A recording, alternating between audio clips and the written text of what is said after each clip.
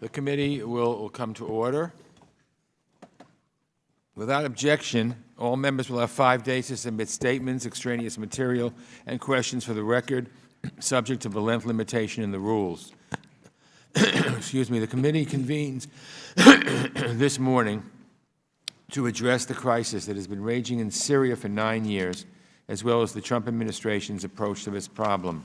We're glad to be joined by Ambassador James Jeffrey, the State Department Special Representative for Syria Engagement and Special Envoy to the Global Coalition to Defeat ISIS. Welcome, Ambassador Jeffrey. I know you for many years, and I want to thank you for your time and many years of service, doing a fine job. Welcome to members of the public and press as well. I now recognize myself for an opening statement. I view the crisis in Syria as one of the greatest tragedies of our time. I have dealt with the Syrian issue for the entire length of time that I've been in Congress, even when very few people were talking about Syria. But now, these past years, it's just impossible. It really makes you cry. Hundreds of thousands of innocents murdered at the hands of a brutal dictator, a butcher, Bashar al-Assad. Barrel bombs and chemical weapons used against civilians. We've seen the images of his cruelty on shocking display here, right in this room, when we hosted Caesar, the military photographer who defected to show the world the barbarity of the regime.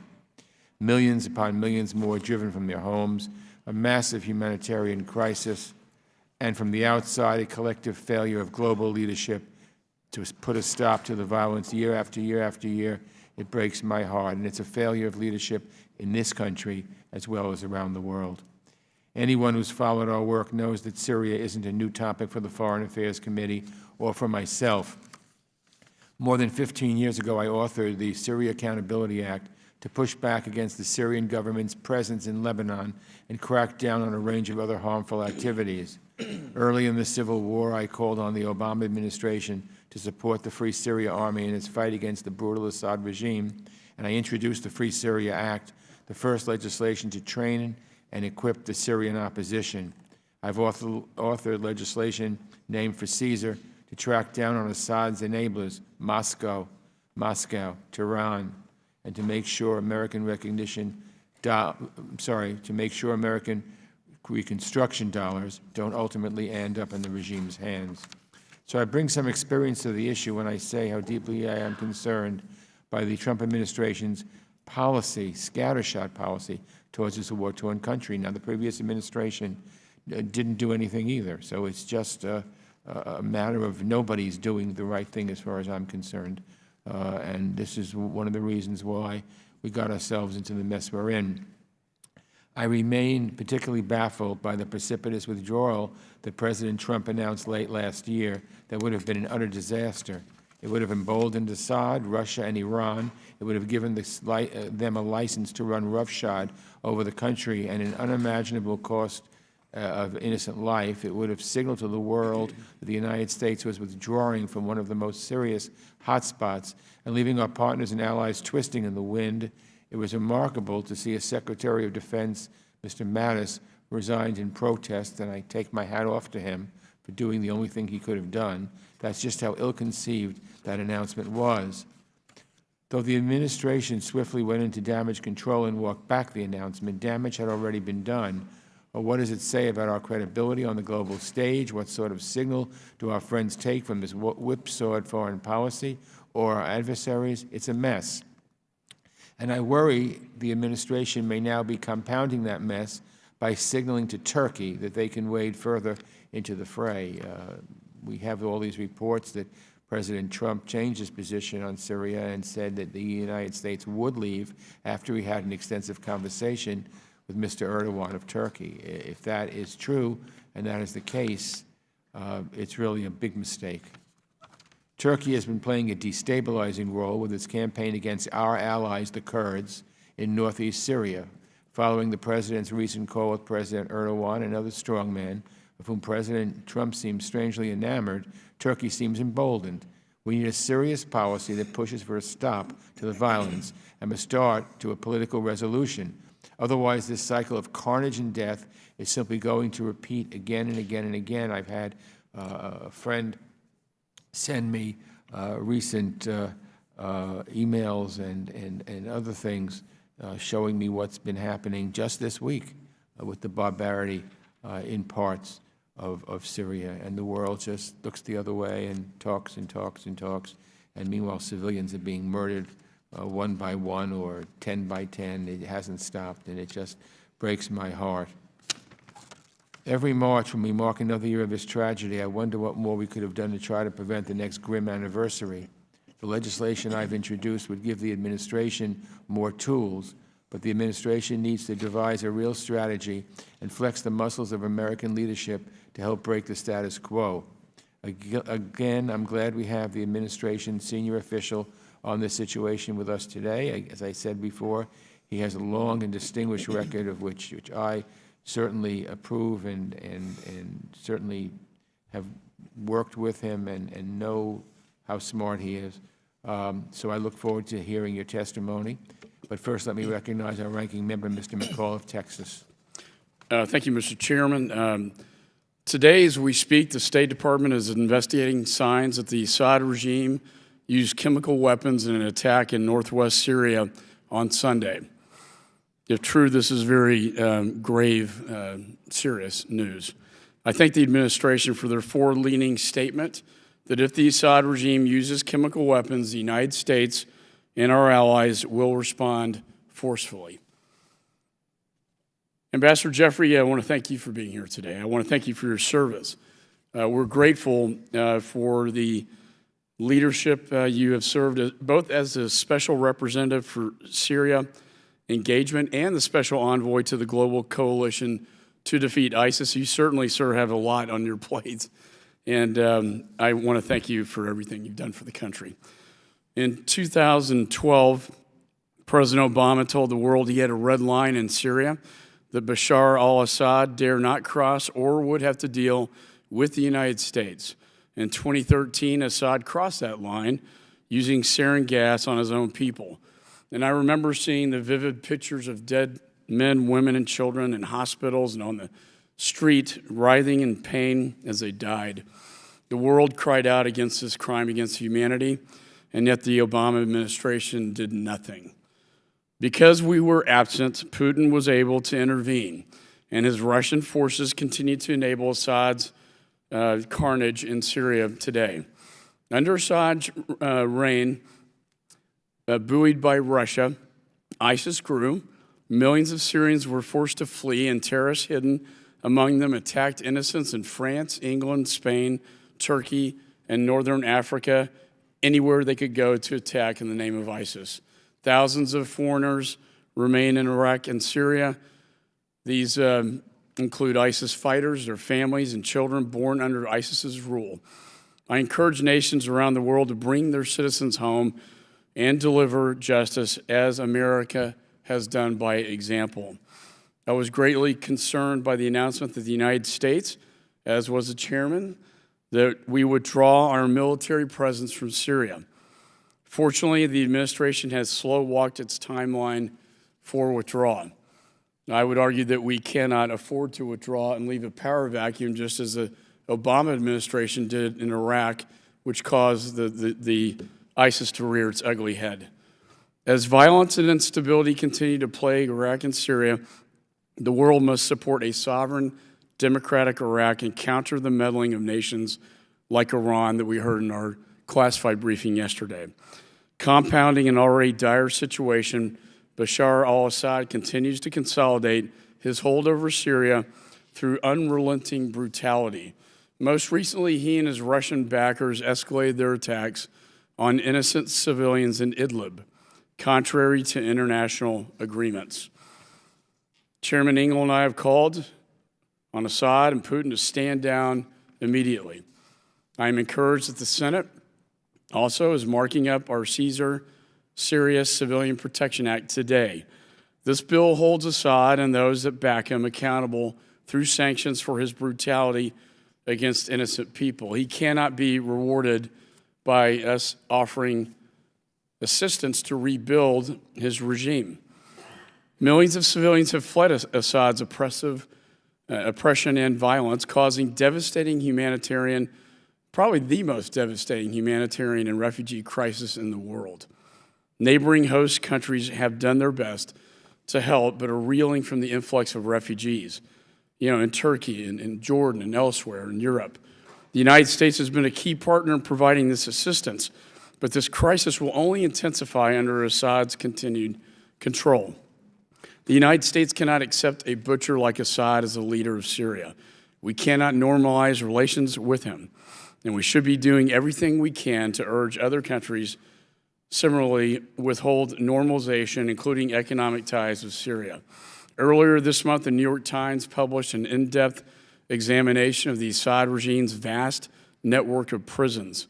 Over 100,000 people entered these prisons and never came out. We saw the pictures, the chairman and I, with a man named Omar who escaped one of these prisons, and it was nothing short of a Holocaust. The world cannot and must not pretend Assad is a legitimate head of the state, and Assad-run Syria should never be open for business. The problems with the regime are not only Assad himself, but his cozy relationship with Iran and Hezbollah. As this committee knows well, Iran is using Syria as part of its land bridge connecting Iran to the Mediterranean Sea. From their perch in Syria, Iran and its proxy Hezbollah, they can easily transfer weapons to Lebanon and threaten our ally Israel. So, Ambassador Jeffrey, I look forward to hearing your assessment of these threats. What, if anything, can be done in terms of political reconciliation, and what could be done in terms of solutions? And before I close, Mr. Chairman, I'd like to ask unanimous consent that Representative French Hill, an original co-sponsor of your Caesar Syria Civilian Protection Act, be recognized to participate in this hearing as specified in Committee Rule 4B4.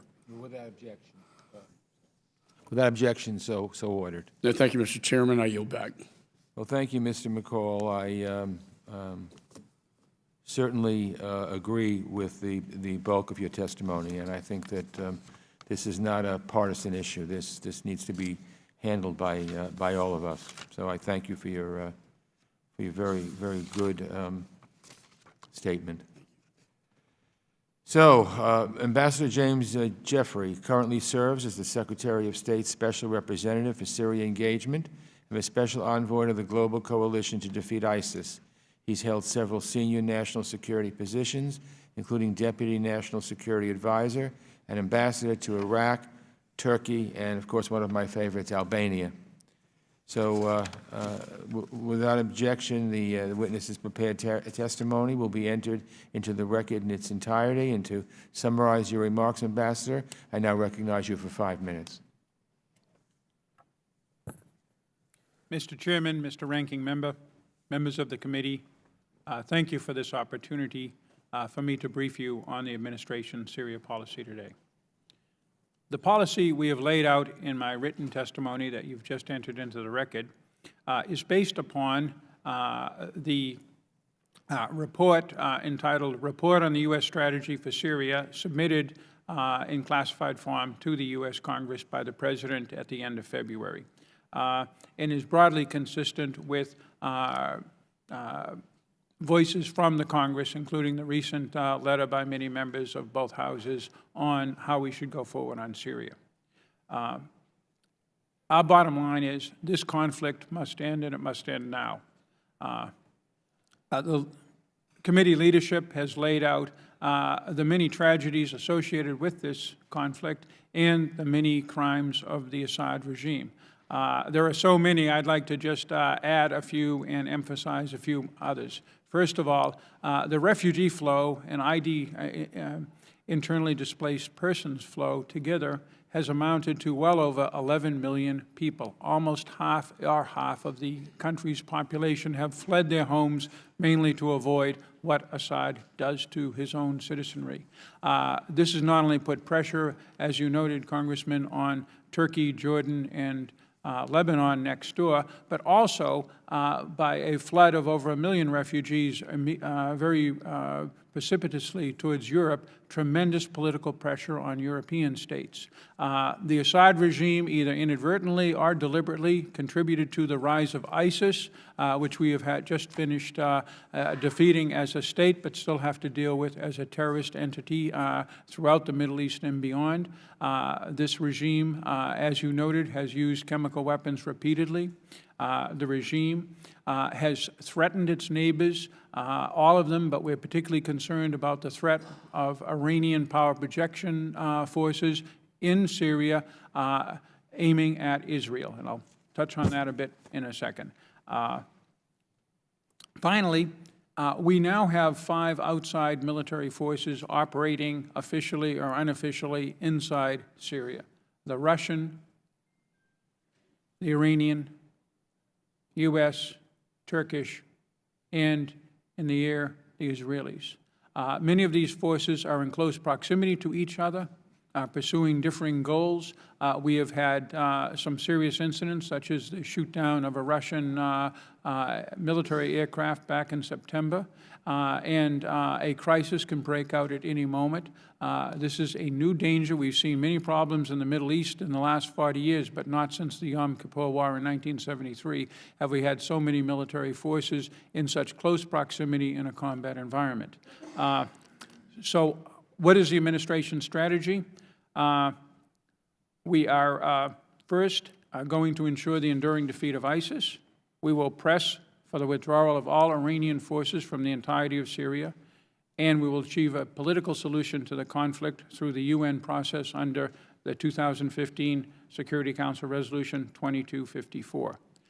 Our top-line goals for a Syria that we and the international community can live with is one that does not support terror, one that does not use weapons of mass destruction, one that does not provide a base for Iran, one that does not threaten its neighbors, one that is accountable for what it and its officials have done to its own population, and one that creates an environment that allows its half of the population that has fled to come home. So how will we specifically try to achieve this? As the President said in the UN General Assembly in September, we want to de-escalate the military campaign, essentially freeze the battlefield, which we've pretty well done since last August, and secondly, reinvigorate the UN political process. We are working closely with our partners and allies to this end, offering a step-by-step implementation of the de-escalation and political process provisions of Resolution 2254. For example, in Secretary Pompeo's recent very positive meetings with President Putin and Foreign Minister Lavrov.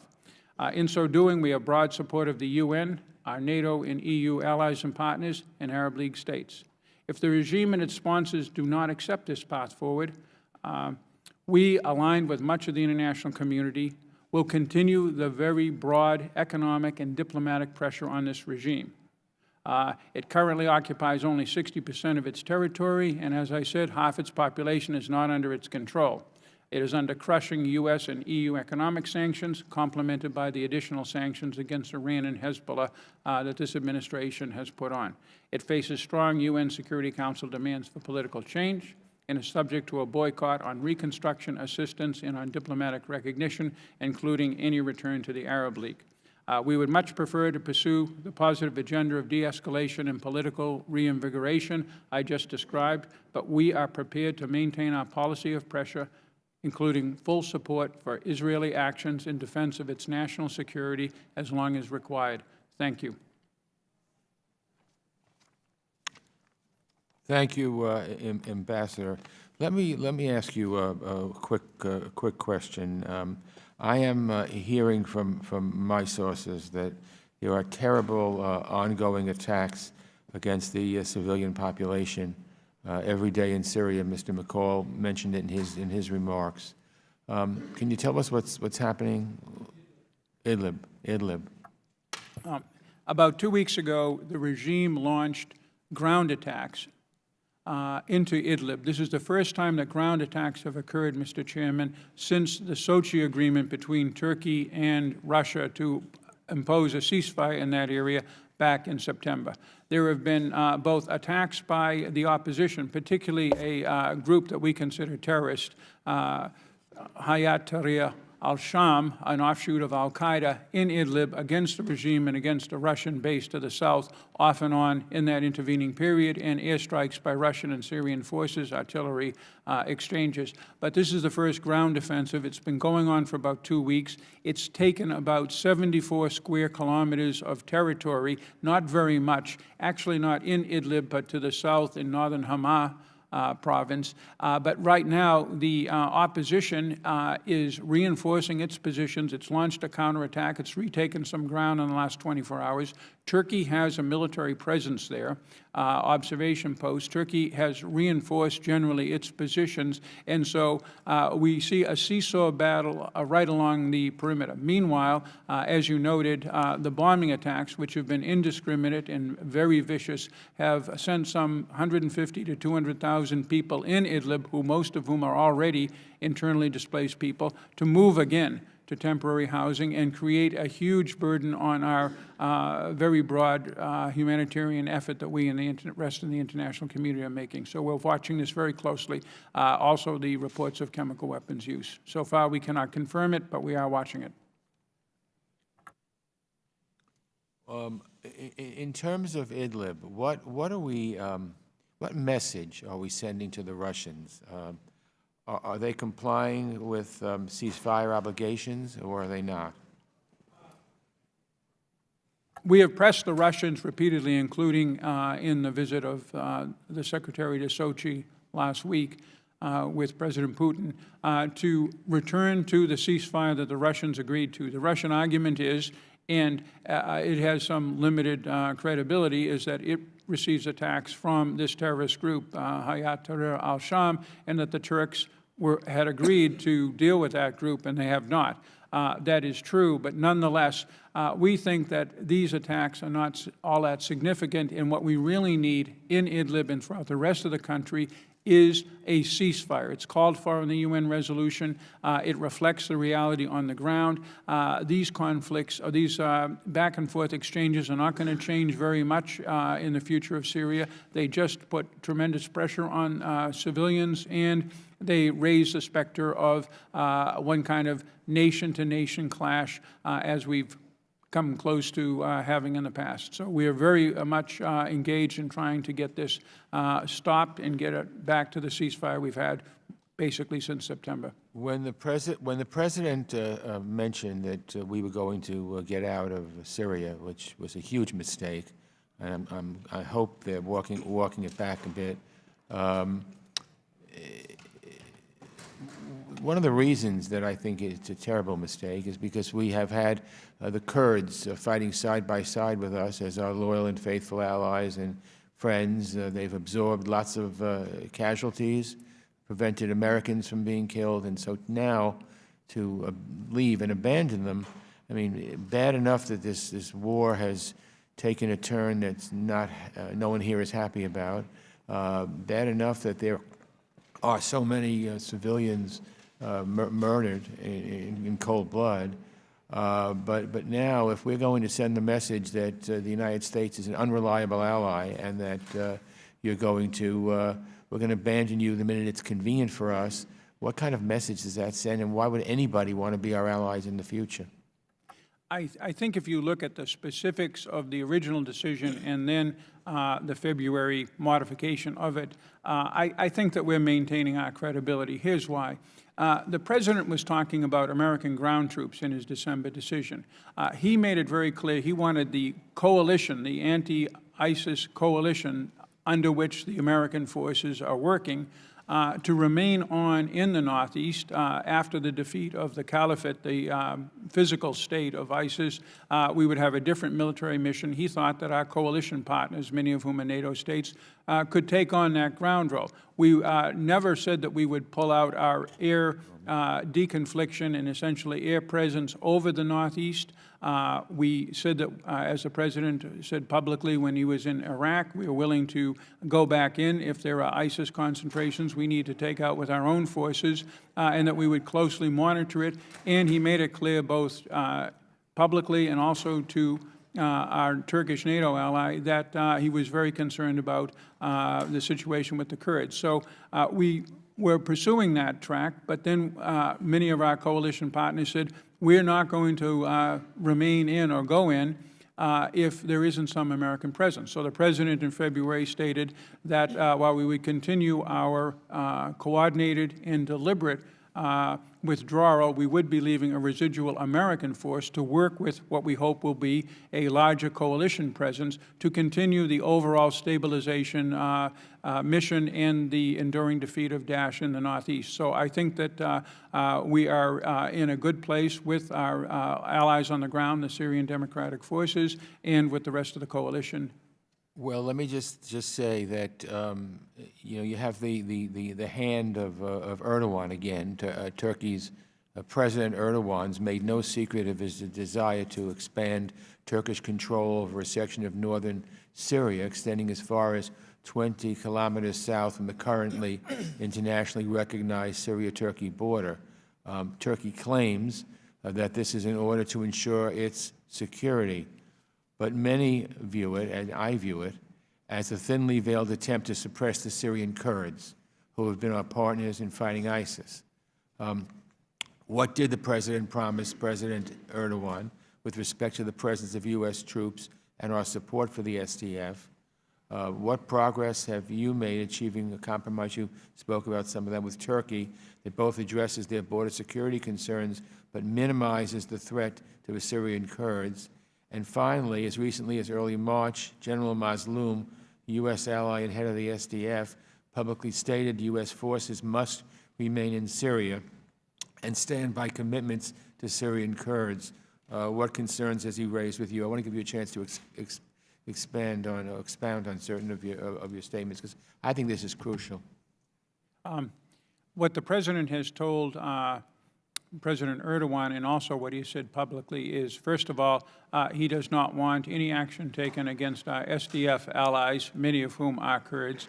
Secondly, he also does not want any attacks from the SDF or from the Syrian Kurds against Turkey. The President is aware of the traditional and political links between much of the SDF Kurdish movement and the PKK and the long and very tragic history of the PKK and its efforts to try to overthrow the Turkish government. So the Turks do have security concerns we recognize, but also our allies have security concerns as well, partners in the Northeast.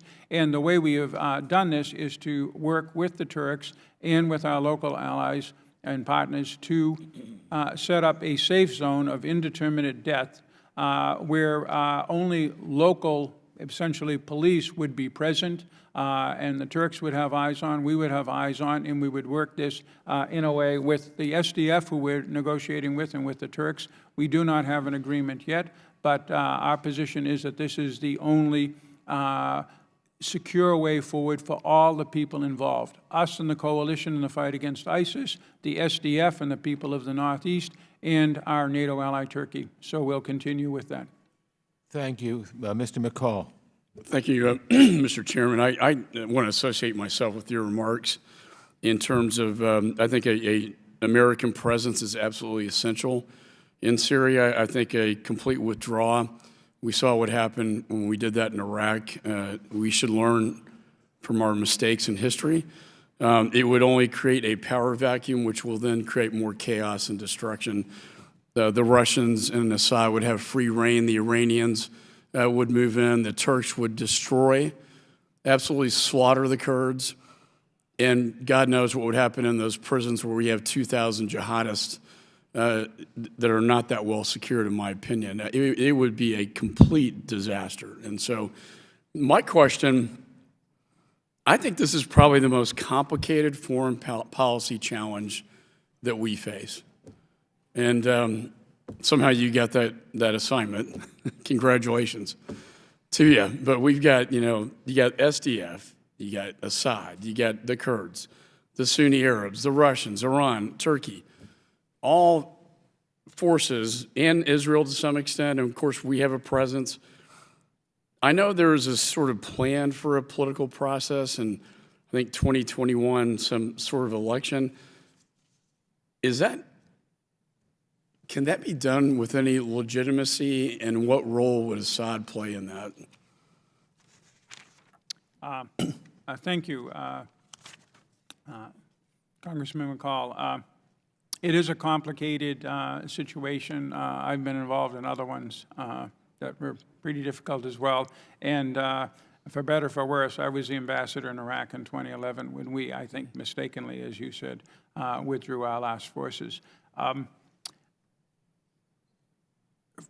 The political process under the UN has the support of almost all of the nations of the United Nations, and thus we're able to turn to people and say, no reconstruction assistance to Assad until he allows free and fair elections, no return to the Arab League until he does far more to have his own population return to their homes.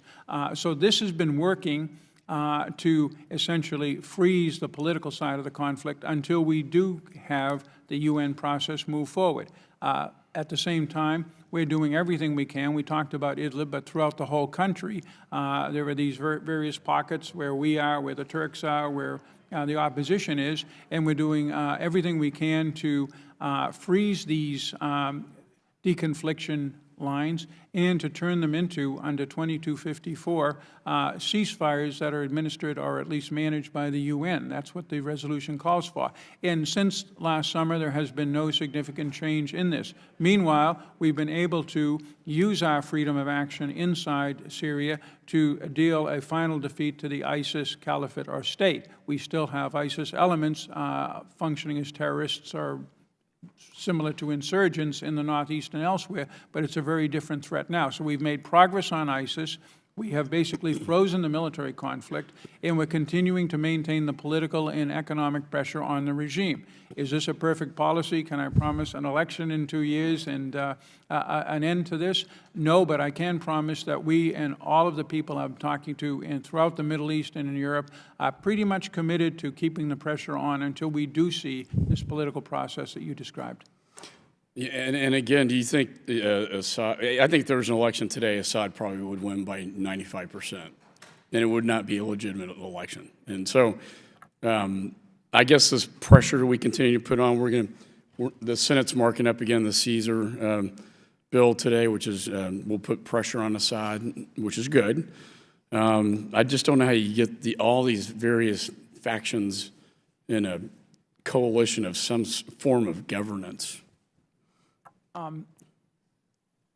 We have tried in other countries with some success in some cases. Iraq is today a functioning democracy with an awful lot of effort, to be sure.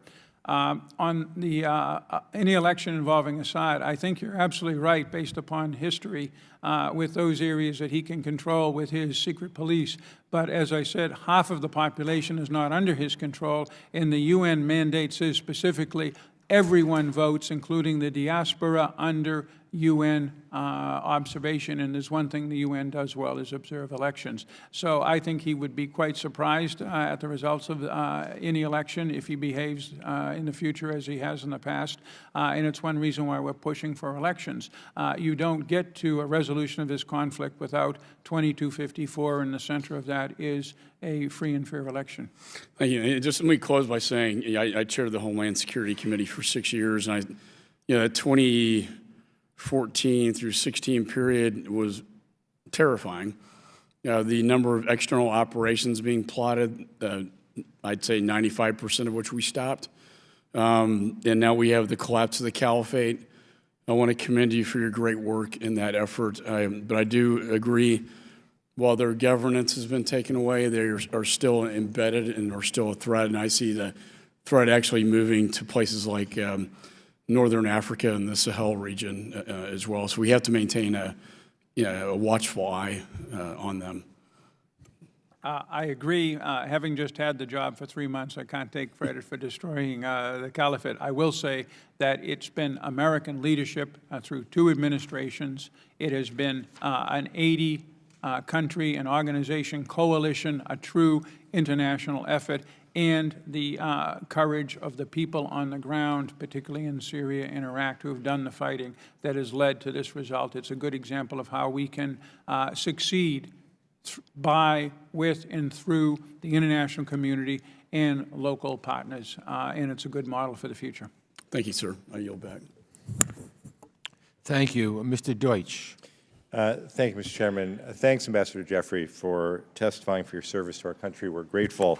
As I told you when you appeared before the Middle East Subcommittee last fall, many of us were encouraged by your appointment. The Syrian conflict has led to the deaths of more than 500,000 people, displaced close to 12 million, both inside Syria and neighboring countries, created a humanitarian crisis that's destabilized neighboring countries and the region, likely for decades to come. The war created a vacuum that was filled by ISIS, allowed Iran to expand its influence throughout the Middle East and threaten our ally Israel. And since its military intervention in 2015, Russia has used its foothold in Syria to assert its interests throughout the region, expand its political, military, and economic influence, attempt to reclaim its status as a great power, and offer itself as an alternative to the United States leadership.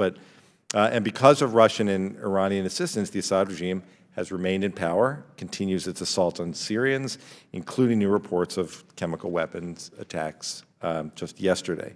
Preventing the return of ISIS and ending the Syrian conflict through negotiated political solutions are keys to stabilizing the Middle East. That's clear. Mr. Ambassador, I commend your efforts to do so. I'm concerned that your very serious efforts are perhaps being undermined by what appears to be a chaotic policy coming out of the White House. In your testimony before the subcommittee, at the end of November, you said, Russia presses for a premature withdrawal of U.S. and coalition forces. Such an untimely U.S. military departure would enable ISIS to return, allow Iran to fill the vacuum, place Iraq's stability at risk, and increase the threats to Syria's neighbors, such as our key allies, Israel, Jordan, and Turkey. Our presence enables us to prevent ISIS's resurgence. It also indirectly helps galvanize diplomatic efforts to resolve the conflict. By virtue of our presence, we are making progress toward these goals, foremost among them, the enduring defeat of ISIS. But in December 2018, just a few weeks after you testified, President Trump announced the rapid and complete withdrawal of U.S. troops from Syria, giving little notice to international allies and partners on the ground. His decision, you recall, prompted the resignation of Secretary of Defense Mattis, Special Envoy Brett McGurk, and the administration now publicly says that it plans to keep anywhere from 400 to 1,000 troops in Syria. The question is, do you believe the current number of U.S. troops is sufficient to achieve the goals that you articulated, defeat ISIS, remove Iranian-backed forces from Syria, and achieve a political solution? And in November, you argued that the military presence bolsters diplomacy, and did the president's announcement in December undermine the very serious diplomatic efforts that you've been engaged in? We continued our talks after, first of all, I stand by what I said in November. We continued our diplomatic talks with our partners and allies. Once again, we were not withdrawing from Syria or from the northeast. We never said that we would withdraw from Al-Tanf in the south, for example. We were withdrawing ground forces from the northeast, but we were keeping other military and, if you will, diplomatic presence there. And our expectation was that coalition partners would, in the spirit of the burden sharing that this administration, I think, is very commendably pursuing with all of our allies and partners around the world, would take on a bigger role. Right. So what's, if I may, Ambassador Jeffrey, so what's the status of that? 6 months later, the President announced the rapid withdrawal of our troops. The hope was that our coalition partners were going to step up. So what commitments have we seen there? They are stepping up. We're still working, and the lead is Secretary Shanahan and Chairman Dunford. They are stepping up. We do a lot of supporting work with the foreign ministries and the chancelleries throughout Europe and elsewhere in that regard. We don't have the final figure yet, but I am absolutely confident that we'll be considerably more than the numbers and countries we had before, which we don't talk about personally, officially here because we let them do it. But they have been. Current, I'm sorry, Ambassador Jeffrey, I just don't have a lot of time. Is the current number of troops, though, sufficient to achieve the goals that you've laid out? Yes. And let me just ask about one other thing. The 11 million, 12 million Syrians have left their homes, half of them, over 6 million, to other countries. Mm-hmm. We talked a lot about the role of our military on the ground in Syria. We haven't talked enough about the other kind of American leadership, which is to confront the crisis of the 6 million Syrians who have fled the country and the other 6 million who are internally displaced. Isn't there a greater role for the United States to play in setting an example for the rest of the world in opening our shores to more of those refugees? Is that something we should consider?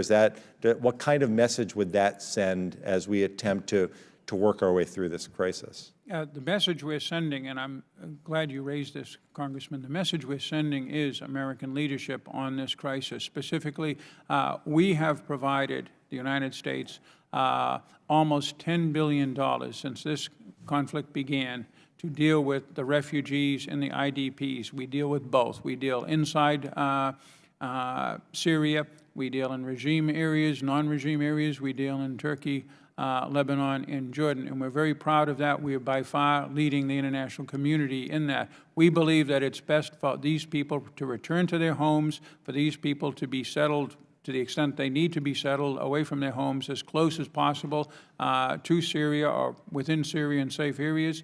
And our goal is to continue that humanitarian assistance while pressing for a way to get them back home. No greater role for us to play here. Our greater role is to encourage the international community by our example to solve this conflict and to take care of the refugees and IDPs until it's solved. Other places. Okay. Thank you, Ambassador. Thank you, Mr. Deutsch. Mr. Wilson.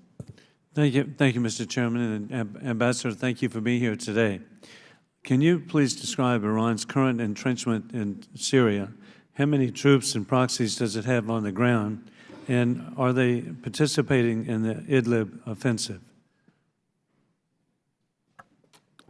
Thank you, Congressman. Iran has some thousands of they call them advisors, Quds Force elements under Qasem Soleimani of the Iranian Revolutionary Guard Corps, which this administration has recently put on the terrorist list, long overdue.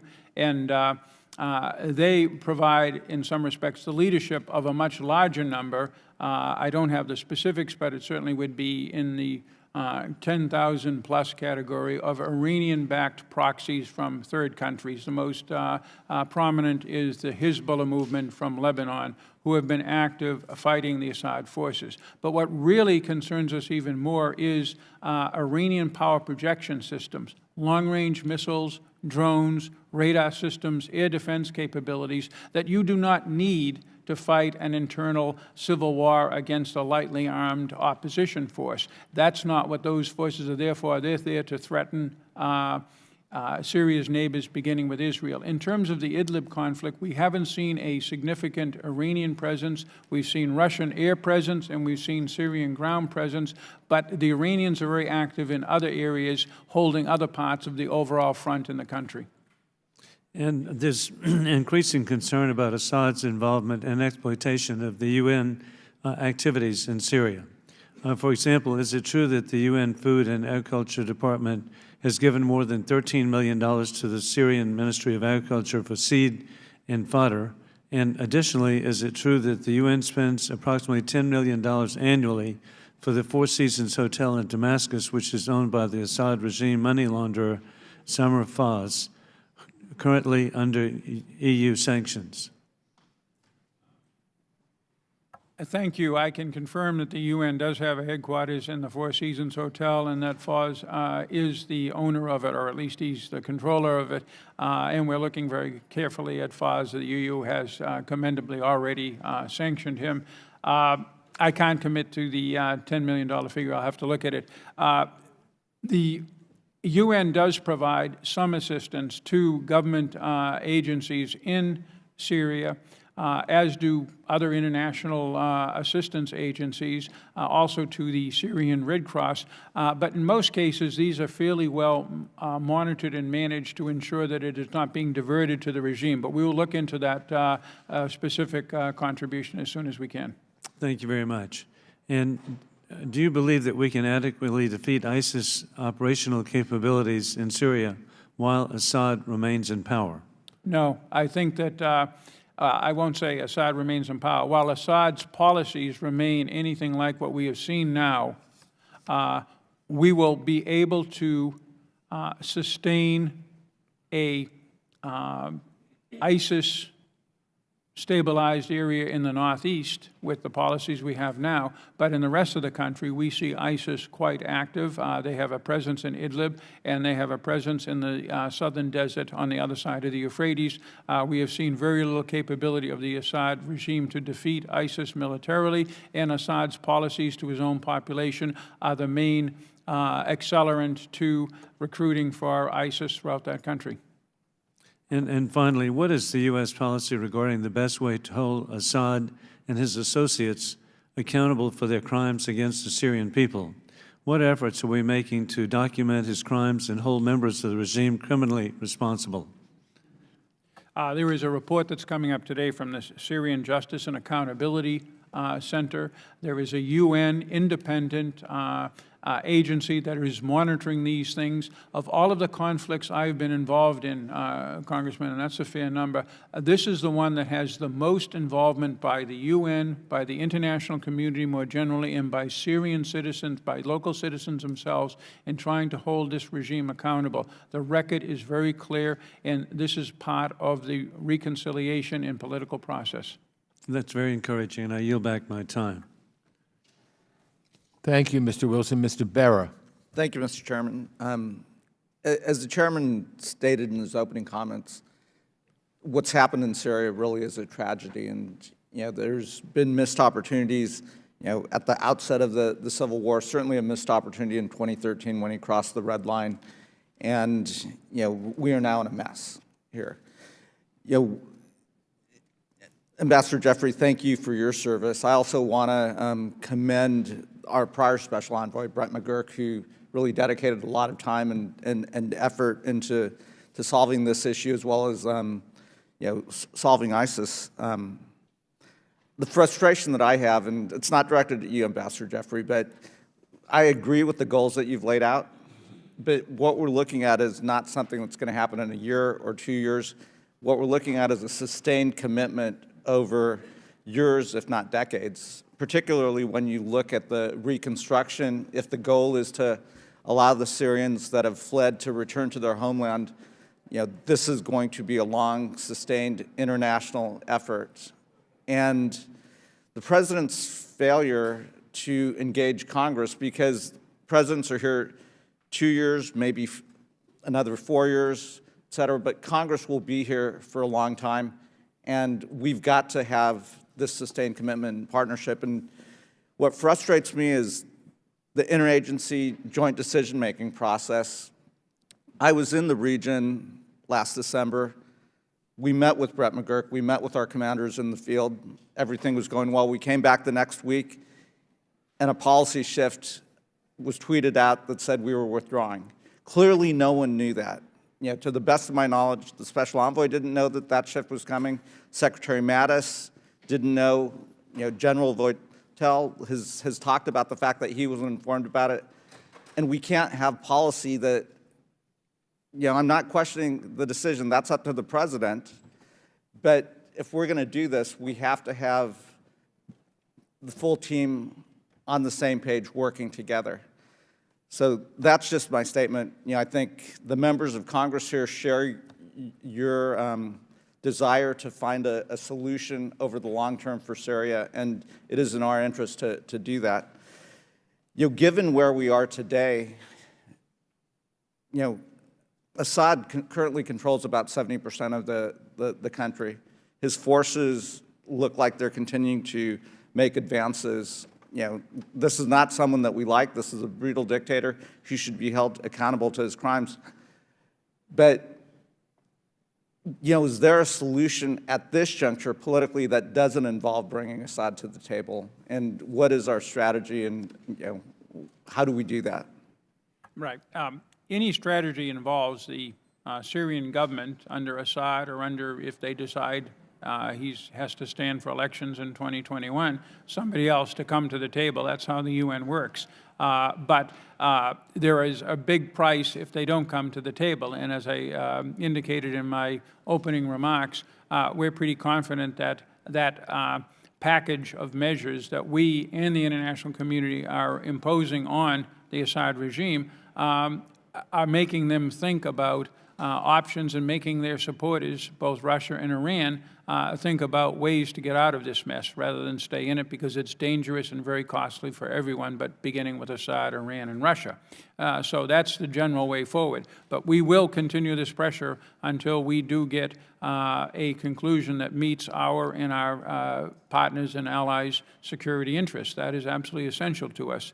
I think that again, our presence in Syria, including the northeast, while in the long run we are planning on leaving there, for the moment we are keeping a residual force. That's in response to concerns of our allies and partners, and response, quite frankly, of concerns from the U.S. Congress.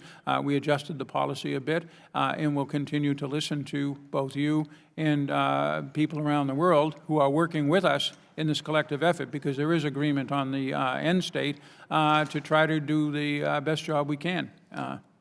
Well, thank you for that. And again, going forward, as you go back to the administration and share with them, look at Congress as an ally, and share with the administration that both Democrats and Republicans in a bipartisan way on this committee share that goal of trying to find a peaceful resolution here and understand that long-term sustained commitment. And we are allies, not adversaries. We all appreciate that. Thank you. Thank you, Mr. Berra. Mrs. Wagner. Thank you, Mr. Chairman. Ambassador Jeffrey, over here. Thank you for your time and your lifetime of service in the diplomatic arena, sir. I know we're all talking about this, but I want to continue with some additional questions in this arena. In September, you know, a colossal humanitarian crisis was averted when Turkey and Russia helped broker a ceasefire between the Assad regime and opposition groups still active in Idlib, the last remaining opposition stronghold. Yet Russia and Assad escalated violence in the months since the so-called truce was agreed to, killing at least an additional 170 civilians and displacing thousands more. A few days ago, Russia again claimed that Syrian government forces would, quote, unilaterally cease fire in Idlib. But opposition forces say that shelling and air attacks have continued, and I am deeply concerned about the safety of the 3 million civilians in Idlib. What does this development mean for civilians and displaced persons? If the fighting continues, and in particular if it gets worse, because it is only in a very small section of greater Idlib at present. In fact, it's actually, as I said, across the border into Hama province and Latakia province. But we're very, very concerned about this. We're concerned first about the use of chemical weapons, which we're still looking into. But at any time, this regime is willing to consider chemical weapons to aid its ground attacks, because it has the world's worst infantry fighting for it against people who really will fight for their lives and for their freedom. Secondly, we're very concerned about the refugee flows. But beyond that, and President Trump summed it up back in September, as you indicated, which gave impetus to the Sochi agreement, because 10 days earlier, Putin rejected a ceasefire. The president came out on the record and said it would be a reckless escalation of this conflict if there was a massive advance by the Syrian forces. So beyond the chemical weapons, beyond refugees, a major military shift on the ground is not conducive to a settlement of this conflict. There can be no military solution. That is our position. We have been working with the UN, 2 Security Council meetings in the past 10 days, a statement by the Secretary General of the UN, the top EU3, Britain, France, and Germany, issued a statement. So we are mobilizing the international community. We are working closely with them, and they're working closely with us to put pressure on Russia. That was a major purpose of the trip to Sochi last week, and I think it's having some effect. Well, and speaking of Russia, I know Russia's playing a central role in the Astana talks, the regime's kind of preferred peace process. Opposition groups have said they doubt Russia's trustworthiness, but have been willing to take, I guess, the risk in the hopes of ending the war. Considering Russia's willingness to continue strikes on civilians during even this ceasefire, their doubts are more than, I think, justified. How can Russia credibly broker a peace agreement, and has Turkey provided counterbalance it all? We don't turn to Russia to broker an agreement. We turn to the UN to do it. It's the UN's job. The UN has appointed a special envoy, Geir Peterson. We support him 100%. He deals with the Russians. And that's my point. They are trying to broker this deal in the Astana talks, and it's just seems untenable to me. We haven't seen much success in the so-called Astana talks, and we continue to urge all parties to put their emphasis into the UN effort that is headquartered in Geneva. We work closely with the Russians. The Russians at times, for example, they did broker a ceasefire with Turkish President Erdogan over the weekend. It was violated by both sides, but we did see a diminution of the fighting at least, and we'll probably, as if experience is any guide, see several other pathetic, sorry, and much broken ceasefires that will eventually slow down the conflict. That, for us, is what victory looks like in this awful war. It's just awful, and I know that the civilians in Idlib, have said that they fear mass extermination. Yes. Again, by the regime as Assad consolidates his territorial gains. Can you assess any more those concerns? Anything you anticipate the State Department's going to be able to do to prevent these further mass atrocities, sir? Again, we have our military presence in the region, and while its purpose is to defeat ISIS, our military presence inside Syria. We have we support the Turkish military presence in the northwest as a way to maintain stability without the regime pushing in. We support Israel's effort very strongly, Israel's efforts, including while not official, over Syria against Iranian targets, and as well as the diplomatic and economic measures that I've talked about here. It's a very broad gamut of activities that we're trying to manage and orchestrate here. Thank you, Ambassador, and thank you for your indulgence, Mr. Chairman. My time's expired. Thank you, Mrs. Wagner. Mr. Espaillat. Thank you, Mr. Chairman. Thank you, Ambassador, for coming before us to testify. The long, violent, drawn-out civil war in Syria and the ongoing terror campaign by ISIS is extremely concerning to all of us.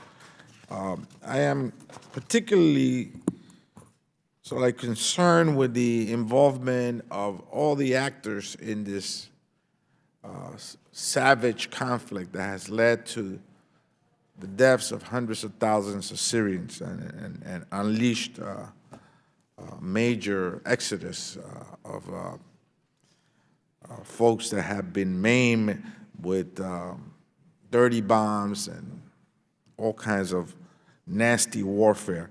But yet there are external actors in all of this. For example, you have the Russians. Now let's go through this. And the Trump administration has a friendly, if not complicit, relationship with the Russians. You have the Iranians, who just yesterday, President Trump said they have not shown any evidence of an attack, but yet went ahead to threaten them. You have Turkey, which President Trump just lowered their tariffs on steel from 50% to 25%, sending them to the 2018 levels.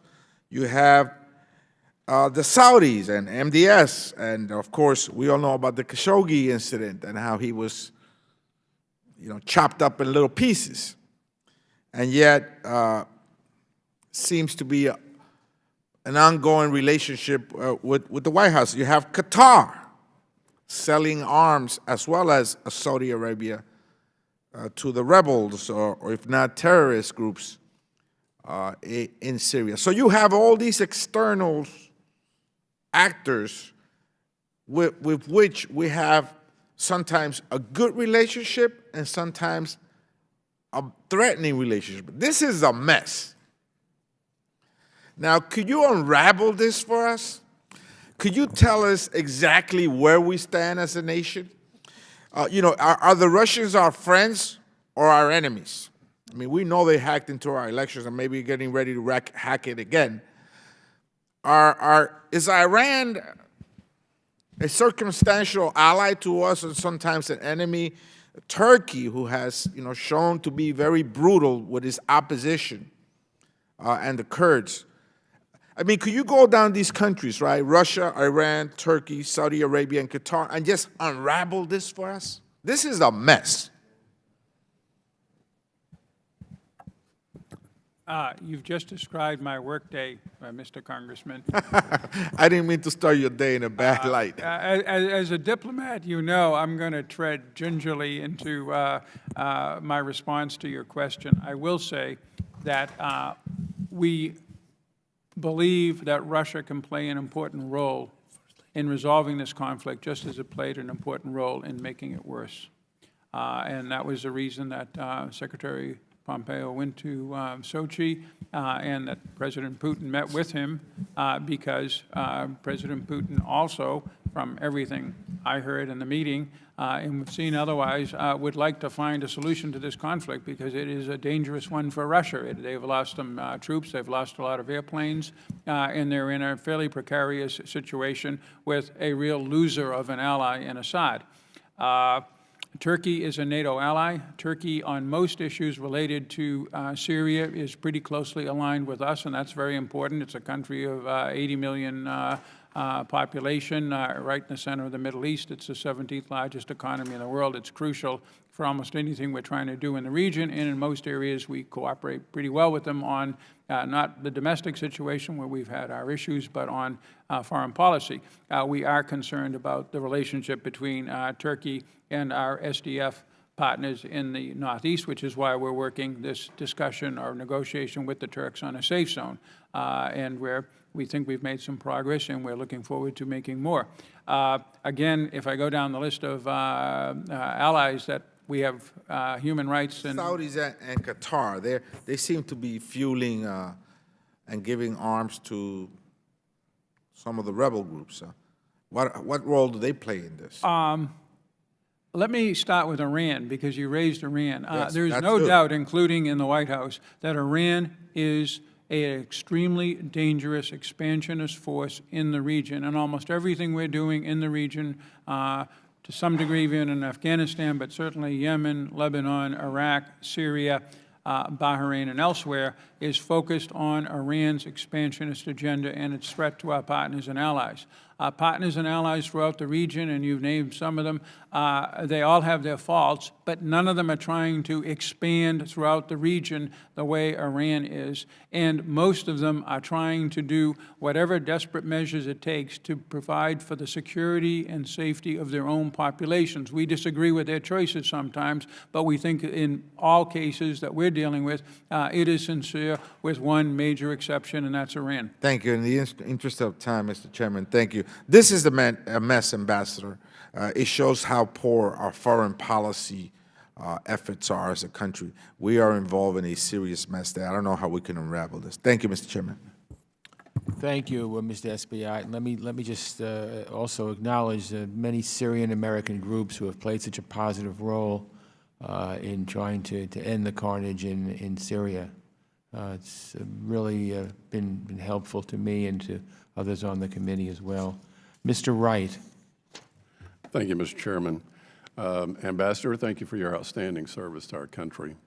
You had mentioned Israel before. I wanted to ask you about if you could talk about the landscape of security interests in Israel, for Israel and Syria, and what we're doing to work with Israel to help them navigate those issues and protect Israel's interests. Could you speak to that? Certainly. Israel is a major player in the Middle East. Its own security and its work with other countries, for example, to defeat ISIS and to push back on Iran is absolutely vital for our overall strategy for the region. By the same token, Israel is also under immediate threat by Iranian forces in Syria, who, if they can be allowed to embed themselves in that country with long-range systems, would be able to open a third front on Israel next to Lebanon and Gaza. and therefore the Israelis are determined at every level not to let that happen. We are supporting them 1,000%. I have met twice myself, and once with Mike Pompeo, with Prime Minister Netanyahu since September, so that shows you the intensity of the meetings. National Security Advisor Bolton and our defense chiefs are constantly working with the Israelis to try to coordinate our policies. We share what we're doing with them in great detail. They do with us. They're an important player in our overall effort to try to bring this conflict to a close. Great. And I wanted to ask you, because I believe one of the great lessons of Syria is what happens when America abdicates, when we engage and then suddenly disengage. And I believe one of the worst cases of absolute cowardice by an American president occurred in Syria. When Obama drew a red line, they crossed it and he walked away. And what happens when that happens, when America abdicates, is people die. Thousands died. And so what I want to hear from you is, does this president understand what happened there, and will he keep the promises he makes with regards to any red line that might be drawn in the future? I took this job on the assumption that this administration would stand by its commitments and would hold the line on Syria. So far, I believe it has absolutely done so. Excellent. Thank you, sir. I yield back. Would my friend yield? Yes, I've yielded back. Would you yield to me? Yes, sir. I thank my friend. I just wanted to follow up on something you said, Mr. Jeffrey, a little earlier. You seem to be characterizing the fighting quality of the Syrian army, and I wanted to give you an opportunity to expand on that. Were you saying that without chemical weapons, they actually would not have success on the battlefield? Without, I think it was Napoleon who once said, the worse the infantry, the more important the artillery, or more generally, the fire support. Fire support can be Russian aircraft, fire support can be barrel bombs from Syrian helicopters, and fire support can be chemical weapons dropped not only on military targets, which itself is illegal, but deliberately on civilians to create. I understand that, Mr. Ambassador. What I was getting at was I thought there was an implicit criticism in what you said, and maybe accurately, about the fighting quality and readiness of the Syrian army without those things. Oh, yes, they are incapable, from what we have seen, of defeating ISIS, for example. They, with much Russian help, took Palmyra several times and then kept losing it to lightly armed ISIS forces. They have not done particularly well in this campaign against Idlib. They are not an effective fighting force because, as far as we can tell, they don't believe in the leadership that they're supposed to die for. I think that's really important testimony because the narrative is Assad's about to prevail, as if that army is a conquering, successful army, and it's really a much more complicated story. Every day we come to our jobs in the State Department and in the U.S. government working on Syria. Our goal is to ensure that Assad regime does not gain another inch unless we have a political process and everybody wins, not just him. Thank you so much, and I want to thank my friend Mr. Wright for yielding. As Mr. Wright's time has virtually expired, I will now call on the gentleman from Texas. Thank you, Chairman. Since 2015, Russia has involved itself in Syria in order to support Bashar al-Assad's government. And recent reporting reveals Russia and Turkey have been cooperating in Syria to contain U.S. influence. Russian forces, along with Iranian-backed Shiite militia, have also succeeded in stemming local insurgent groups that the United States supports. We've remained focused on the Geneva process as a roadmap to political settlement. Russia, Iran, and Turkey have independently hosted their own peace talks through the Astana process, where we are not a party. So my question is, in last week's meeting between Secretary Pompeo and President Putin, did Syria come up? And if so, what was discussed? I think I'm next. Certainly. First of all, Generally speaking, we don't see Russia and Turkey conspiring or cooperating to our disadvantage in Syria. We're aligned with Turkey on most issues. We don't like the Astana process very much because, although we're invited, we are not a member of it. But generally, Turkey takes the side of the opposition and pretty much shares with us their positions in the Astana process. We just don't think it's an effective mechanism. It's not that we criticize Turkey's role in it per se. In terms of Russia, what we talked about, again, as I'd outlined in my comments, is a step-by-step implementation of a constitutional process, which is under the UN, then elections, and then a gradual freezing of this conflict. Again, the UN Resolution 2254, December 2015, calls in paragraphs 5 through 9 for step-by-step ceasefires with UN monitoring and management, and then an overall process that will bring the country back to something resembling normalcy. That's what we've talked about with the Russians, and we said we're willing to work with you on this. Obviously, the Russians have had bases in Syria for a long time. The bases are not in question on our part or anybody else's. They have an interest in a stable Syria that does not become a refuge for terrorism, nor do we. So we have these common interests with them. Our difference is in particular, the Iranian presence. The Russians have turned a blind eye to it. We don't see them having any interest in Iranian long-range systems. And, I guess a few questions. First, you said you didn't, I think you said that you don't see Turkey acting contrary to U.S. interests. Do you believe that Russia is acting contrary to U.S. interests with respect to Syria? I think Russia's support for the Assad regime is a mistake.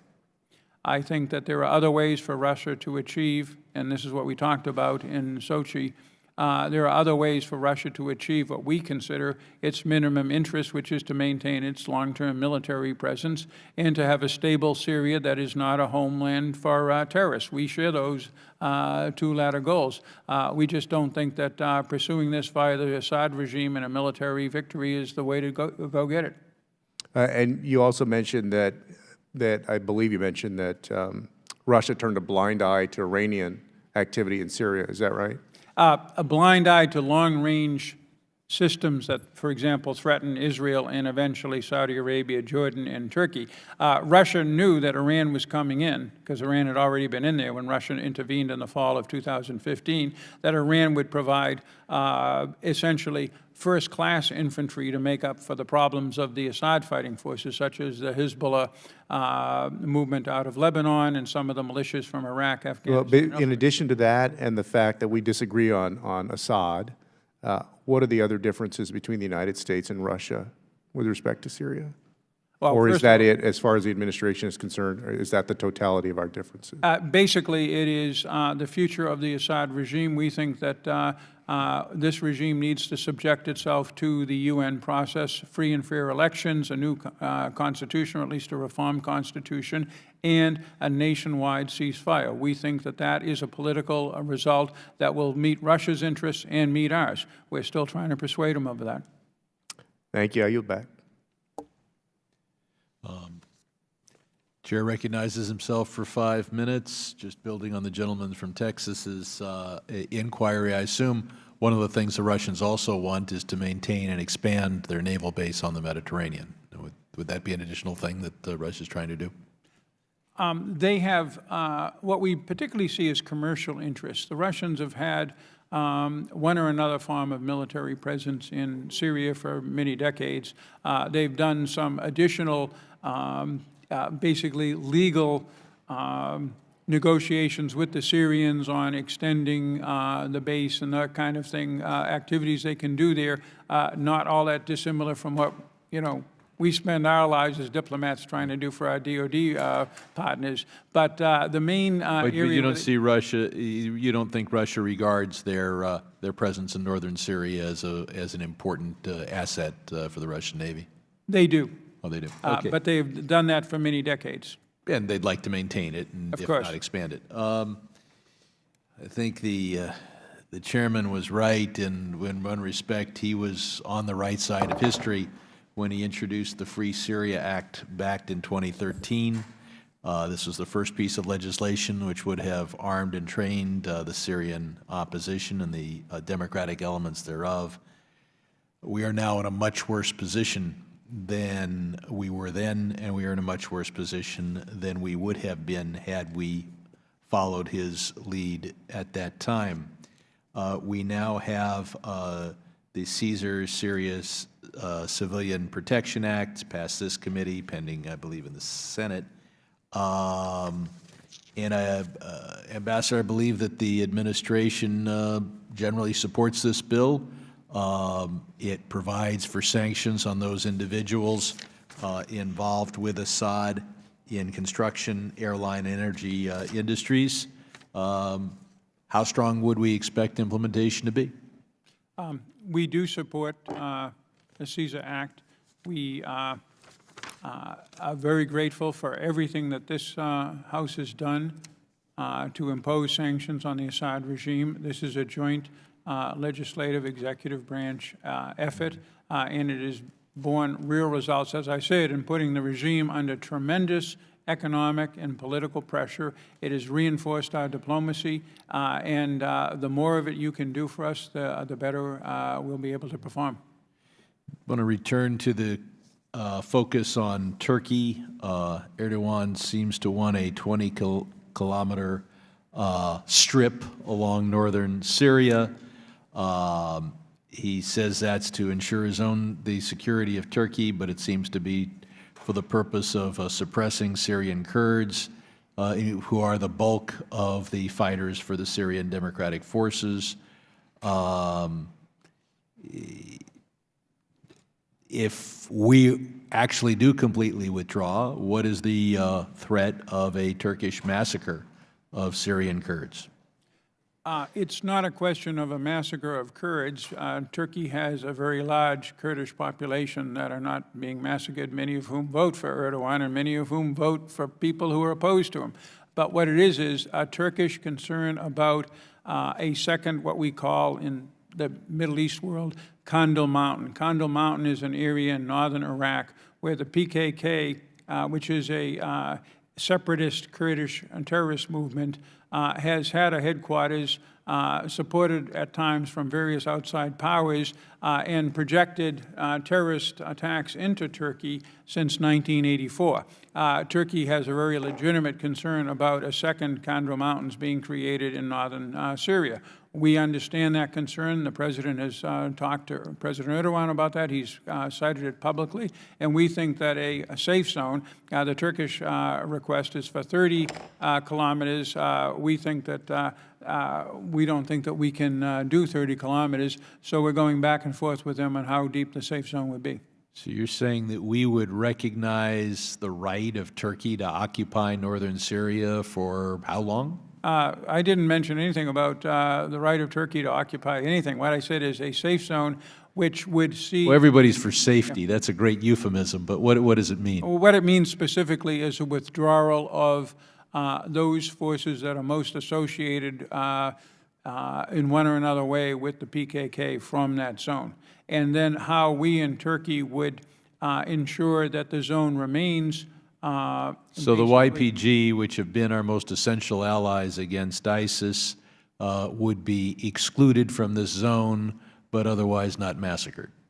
The YPG, the idea would be that the YPG forces would withdraw and leave local forces in Turkey and the United States to figure out what we would do in the safe zone. I'm not sure that's a workable approach, but my time has expired. I recognize the gentlelady from Pennsylvania, Ms. Wild. Thank you, Mr. Chairman. Thank you, Ambassador Jeffrey, for being here today. As our chairman, Mr. Engel, often states, one of the nice things about the Foreign Affairs Committee is that we often have bipartisan consensus on issues, and I think that concerns about this region of the world, and particularly Syria, is one of those areas that we share a lot of concerns across the aisle. And I thank you for the work you've been doing. I do have some very specific, and I have a number of questions, so I'd like to kind of run through them. First is, there's been a lot of discussion of this victory that we had over ISIS that was announced in, I guess it was March of this year. How secure do you believe that victory is? Over ISIS as a state, which at one point was as large as England, with 35,000 conventional or quasi-conventional forces under its control and well more than 5 million people in its sway, that is a huge and consequential victory because it was right there in the middle of the Middle East and key areas abutting Baghdad and the oil areas in the south of Iraq and into much of Syria. So we should be very, very proud of the people, beginning with those on the ground who did the fighting and destroyed the caliphate. That is a very important, necessary, but not sufficient step to end the ISIS threat, because ISIS has ways, as does al-Qaeda, to infiltrate various opposition movements, Islamic groups throughout the Middle East and beyond. And we're watching that very closely. We have a very active program of going after them wherever they are. Isn't it true that many of the ISIS fighters have moved to Iraq where they will be able to operate more clandestinely? There are certainly in excess, and estimates go back and forth, as all numbers do, but I would say in excess of 10,000 ISIS fighters who are now operating clandestinely between Syria and Iraq, and frankly, they go back and forth without a whole lot of problem crossing that very porous border. And how is the reduction of our troops going to assist us in identifying and doing something about those individuals that you just mentioned? First of all, most of our troops and most of the very important coalition troop contingent in the fight against ISIS in Iraq and Syria are staying on in Iraq. The President made that clear when he announced in December. Let me just stop you there. So how many troops are we talking about? I try to avoid numbers because I'm not DOD, but I'll cheat a little bit and say we have some significant thousands of U.S. troops in the single digits in Iraq, and our coalition presence is quite strong as well. In Syria, we don't talk about the numbers because we're in the process of a withdrawal. I understand that, but doesn't it cause frustration for our European allies to commit to continuing to support our operations in the area if they don't know what our level of commitment is? In dealing very much with European partners and allies at a pretty high level, our basic commitment to maintain security and stability in the region as a whole and pursue vigorously the fight against ISIS, nobody doubts that. We took the lead in the coalition. We did the vast majority of the airstrikes. We provided at one point probably close to 15,000 troops on the ground as advisors, as special forces teams and such. We spent many tens of billions of dollars, thanks to this House, in defeating ISIS. They all made significant and important contributions, but nothing like what we did. So they all understand that. Would they like more predictability? Would they like us to be more solicitous of their various concerns? Absolutely. But have I seen this in my entire career since 1977? I've also seen it. Would you agree with me that we have to avoid abrupt statements of statements of abrupt withdrawal from the region in the future? I'll try As we saw in I'll December. try not to predict what we should do in the future. That wasn't my question. My question was, would you agree that we need to avoid those kinds of statements of abrupt withdrawal? Consultations with our allies before we take decisions is always very important, Congresswoman. Thank you. My last question is, what are we going to do about the tens of thousands of captured ISIS fighters in the region that are in, as I understand it, makeshift prisons? Yeah, right, and that came up earlier. Having had some experience elsewhere with terrorists held in Middle Eastern detention, I'm pretty confident that the SDF is doing a good job holding these people in these facilities. And the facilities generally, we have eyes on in terms of humanitarian provisions and that sort of thing, both for the detainees and for the displaced people, of which we've got 74,000 in the Al-Hol camp in northeast Syria. So we watch this very carefully. There's about somewhere in excess of 2,000 what we call foreign terrorist fighters in captivity right now. Those are people who fought with ISIS, not from Iraq and Syria. There's probably some 6,000 or 7,000 more from Syria and Iraq who are also being detained. The gentlelady's time has expired. My time has expired. I'm not sure that eyes on is enough, but I don't have any further time to inquire about that. Thank you very much. I'll now recognize the gentleman from Michigan. Thank you so much, Mr. Chairman, and Ambassador Jeffrey. Thank you for your fantastic long career in service to our nation and for appearing before us today. I wanted to return to something that at least one of my colleagues asked you about, and you've talked about, which is Secretary Pompeo's meeting with Mr. Putin in Sochi, which you attended, I guess. I wanted to ask whether the assault on Idlib came up during this meeting, the Russian assault. It did. And how did the conversation go? In ways that it's appropriate for you to describe To the here. extent I can talk about confidential diplomatic exchanges at the highest levels, it was a very strong démarche by Secretary Pompeo on the need to bring this battle to a close, the sooner the better. We received assurances from the Russians, some of which they seem to have been trying to carry out in the days since we were in Sochi, trying to slow down or stop any military conflict with dozens of groups on the ground is not easy. We've had a lot of experience, much of it bad, doing it elsewhere, but we did believe that we made some progress with President Putin. Well, but so, as you know better than I, the situation there has been very bad. We have, a lot of evidence that Russia and Syria together, engaged in a week-long bombardment, including targeting hospitals and civilian infrastructure, and people are fleeing toward the border with Turkey. We don't see any real evidence of change here. And then yesterday, reports indicated that Assad may be using chemical weapons again. Is that true? Do we have evidence of that? And what can you tell us about it? Thank you. We're still looking into that. We, at this point, do not have any confirmation that chlorine, which was the substance that was suggested or alleged, has been used. But again, we haven't finished our review of that. In terms of, again, trying to measure sincerity on a battlefield, it's kind of tough, but the fighting in Idlib has generated a large movement of civilians. We're trying to get this thing stopped, but it still is a very small portion of the Idlib region that is subject to these attacks, to the ground attacks. Now, air attacks are going on all over Idlib, and we have called upon the Russians to halt them repeatedly.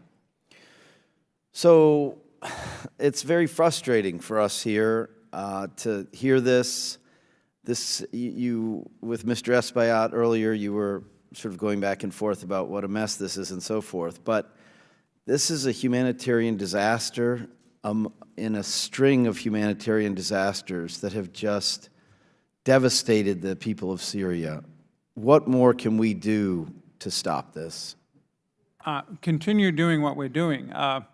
And we specifically here in the Congress. Right. First of all, pass the Caesar Act. Secondly, continue the very generous humanitarian spending. As I said, it's almost $10 billion. Thirdly, if the administration at some point needs stabilization funds, it has not asked for them, but you have actually put it into several of our budgets. That's very helpful. Oversight is always a good thing. Meetings like this may be difficult for administration witnesses, but they're very important. But finally, I will say in defense of what we're doing, that at one point several years ago, in fact, pretty close to the present, you had Idlibs happening all over Syria. Right now, we have it happening in less than 74 square kilometers. That is, unfortunately, by the miserable standards of this conflict, progress, sir. All right, well, I appreciate that, and I credit it. And I want to associate myself with Representative Wild's comments about, how this this particular committee strives to achieve bipartisanship. And in that spirit, I will say that I feel like successive administrations have not had the clearest policy towards Syria. Certainly governing by tweet has been a disaster. And we need to have a stronger policy towards Syria that advances U.S. interests and protects human rights in Syria, and we're not there yet. My time's expired. Thank you, Mr. Chairman. I yield back. And in the spirit of bipartisanship, I recognize Mr. Yoho. Thank you, Mr. Chairman. Ambassador Jeffries, thank you for being here and the work you've done. This is, again, one of those situations that you wish would just end and end soon, like you said. I think you said it must end, and it must end now. My question to you is, can a political solution occur with Assad remaining in power? I tried twice to answer that a little earlier, Congressman. I'm sorry, Once badly, and then I corrected myself. So I'll be careful here. Let me hear the goodly one. A political solution is highly unlikely with a government acting the way the current Assad government acts. Whatever it takes, whatever political process and diplomatic process is necessary to get that government to behave differently towards its own population and to its neighbors, that is an absolutely essential precondition for a resolution of this conflict. Is there anyone in the batting cage, so to speak, that's ready and willing to take over? And I know we were talking about free and fair elections, but with the players, as you pointed out in your testimony when I read it, Russia, Iran, Turkey, the Israelis, I'm not so much worried about them or us. And I think you got to throw ISIS in there still behind the scenes. Is it possible to have free and fair elections to where somebody could stand up that would be the future ruler of that country, that would put the Syrian people and the country of Syria first? First of all, physically, and it gets back to my defense of what we're doing now with the Idlib thing in 74 kilometers. 3 weeks ago, there was essentially no fighting anywhere in Syria and only a few terrorist attacks. So by the standards of the low standard of that part of the world, you have an environment that would allow free and fair elections in most places, certainly compared to what I saw in Iraq in 2005. In terms of could it be carried out, the UN is ready. The UN is good at this. The UN certainly can carry it out among the half the population that is not under Assad's control, and doing it under those areas in Assad's control is part of the art of the negotiation to try to get the Syrian government to agree. I guess my concerns are, one of the questions that I had was when you look at when Syria was supposed to get rid of their chemicals of mass destruction, and John Kerry worked that deal out with the Russians, claimed they were all gone, but we know they're not. And Russia was supposed to be the guaranteer that they were gone, yet Russia backs Assad and they're still being used. And this administration is going to have to make a decision if the report that came out that they're still using them, of what we're going to do. With people like Russia in there and Iran, that the last thing they want is a democracy in that area, because it weakens their form of government. And if you have players like Russia, who's a member of the UN, that's supposed to be part of the Security Council, that's supposed to enforce these things, and we see over and over again, if we just look at North Korea, they voted with the sanctions. They don't enforce the sanctions, and so they work against the resolve of the problem. And so as long as Russia is there, and or Iran, I don't see a peaceful solution coming out that's favoring stability. I don't see anybody willing to stand up, and so I see a drawn-out conflict. And I think more importantly to me is, if we look at the Western Hemisphere, and I know that's not what this meeting's about, but I have those same players in Venezuela. And then you throw in the Cubans, and they're propping up a Maduro like they did Assad, because it worked in Syria. There was no way Assad was going to be able to stay in power with the atrocities. Over 10 million people have left, run out of that country out of fear, and over 500,000 been murdered. And there's got to be a better solution to this, and I wish the UN had more bite in them to where we could come together and say, let's bring an end to this. Any thoughts on that? A better way of doing this? In a nutshell, on Syria, the UN has been a good, objective, and competent interlocutor, the OPWC, on not only documenting the use of chemical weapons, but increasingly reporting on who, mainly the regime, has used them.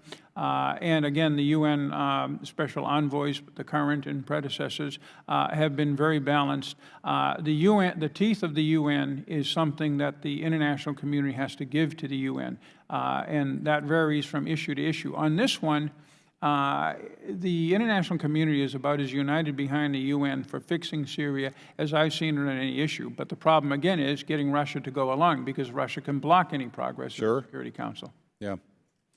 Mr. Chairman, thank you. Thank you for your time. Now I recognize the gentleman from Minnesota. Thank you, Mr. Chair, and thank you, Mr. Ambassador. Your career and dedication to service to our country is remarkable, and as someone who lost his father in Vietnam in 1969, I'm particularly grateful to you, so thank you. My first question is retrospective, and I'd like to hear your thoughts on what we should have done, what we could have done to alleviate the conditions that have led to this humanitarian disaster in Syria.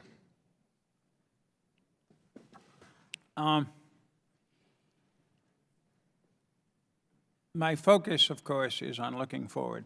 As is mine.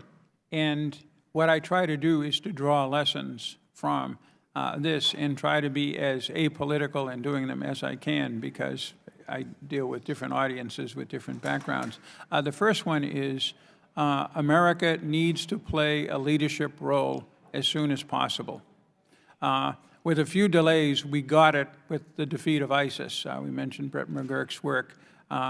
Previously here, he was the first in the Obama administration to get it, and you saw a quite effective, coherent, internationally well-supported campaign backed by the Congress that did at least the initial job of defeating the caliphate.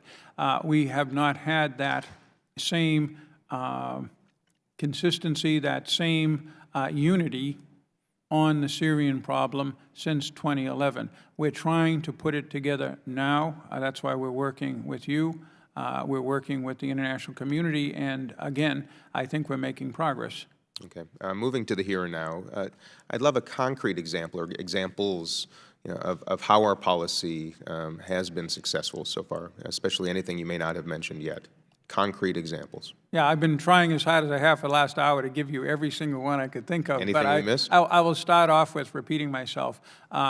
The battle lines have been basically frozen since last year, almost a year now. That was not the case before, and that underlines the argument which even the Russians say is there is no military solution. We were hearing those words, and then we're hearing the thunder of guns and barrel bombs indicating that Assad did think that there was a military solution. He may still think there's a military solution, but we in the international community are doing everything we can to make it clear that there isn't. That's the first and most important thing. Secondly, we have managed to maintain this international coalition. At the end of March, the Arab League met. There was a major effort by Assad and its friends to allow Assad regime to come back into the Arab League, where it was thrown out at the beginning of the conflict. They got nowhere. That was an example of diplomacy, beginning with our Arab League friends who did a really great job leading that effort, but that was supported by the rest of us. The European Union has passed very, very tough sanctions. We heard one example of them on a notorious ally of Assad's, Mr. Fawz, the owner of the Four Seasons. In that regard, they're even ahead of us. So that's another example of concrete. I could go on. There's a lot of concrete examples. Okay. My next question is the DOD collaborating with state and USAID to fulfill our strategic objectives in any meaningful ways? as well or better than in any other of the conflicts I've been involved with. Okay. Secretary Shanahan, Acting Secretary Shanahan, and the Secretary coordinate several times a week along with John Bolton. I have a dialogue particularly on the safe zone with General Dunford, and the CENTCOM commander, First General Votel, and now General McKenzie, speaks with us all of the time, yes. Okay. And now prospectively, in light of this experience, where should we be turning our attention, and in what manner, to circumstances perhaps in the Middle East or elsewhere that have similarities that we can prevent? More generally, you have two basic forces in the Middle East. At the 100,000-foot level, that's what's going on in Syria. You have an American-led collective security system that's based primarily on the states of the region, preserving both our interests, anti-terror, anti-WMD, flow of oil, allies and partners, and you then have forces for one or another region who want to overthrow that order and establish something like, in Iran's case, hegemony. In the case of the Russians, a return to the 19th century, a half dozen powerful countries, Israel, Turkey, Russia, America, Iran, Saudi Arabia, run the place and go back and forth, and everybody else gets what they can. We are very strongly supporting this idea of a collective security system led by the people of the region. That was the logic of the President's Riyadh speech 2 years ago, but with American leadership and American basically skin in the game, and that's what we have now. All right. Thank you, Mr. Ambassador. I yield back.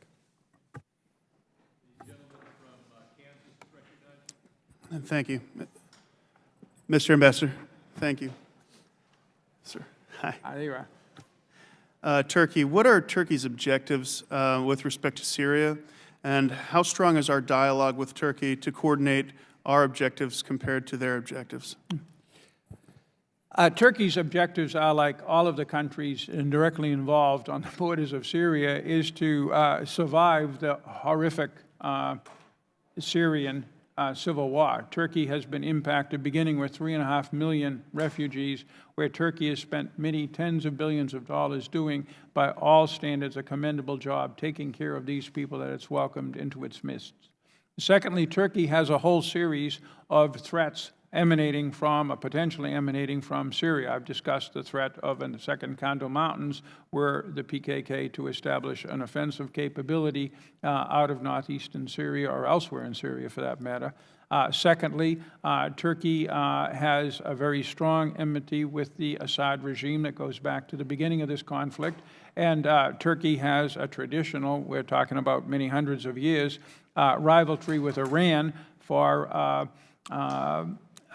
power within the northern Middle East, and Turkey is generally not very happy with Russian moves to itself. So Turkey has to deal with all of these things, and it deals with them in a variety of ways, using military presence in the northwest, using negotiations with us on the northeast and the safe zone, negotiating with Russia, while also, and we see this in Idlib, essentially reinforcing its positions. Turkey has troops in Idlib, not pulling them back, even though some of them have been wounded by Syrian regime fire, and generally pushing back to what the Russians and the Syrians are trying to do, while at the same time negotiating with the Russians and the Iranians in the Astana process to try to end the conflict. Generally, Turkey supports the opposition, as do we. Generally, Turkey is trying to change the behavior of the Syrian government. We agree with it as well there. So all in all, we coordinate with it. President Trump has had multiple phone calls with President Erdogan. I accompanied Secretary Pompeo when we met with President Erdogan in Ankara back in the fall, and we have contacts almost monthly at the foreign minister level and at my level with our Turkish counterparts. Thank you. Obviously, we know Iran, we know that the Assad regime is backed by Iran. How is our recent show of force, I'm talking in terms of USS Abraham Lincoln, pre-positioning B-52 bombers, a couple, I believe, in the area, a couple more. How does that change the balance of power? How does that influence the situation? I can't talk about the military balance of power by adding up airplanes and weapons loads and that kind of thing. I can say that diplomatically, every time we take a step like that, it tends to reassure our partners. And that's what much of my focus on is our partners and how our partners evaluate what we're trying to do. So that moves like this are generally well regarded by the vast majority of countries in the Middle East, because the vast majority of countries in the Middle East are our allies and partners.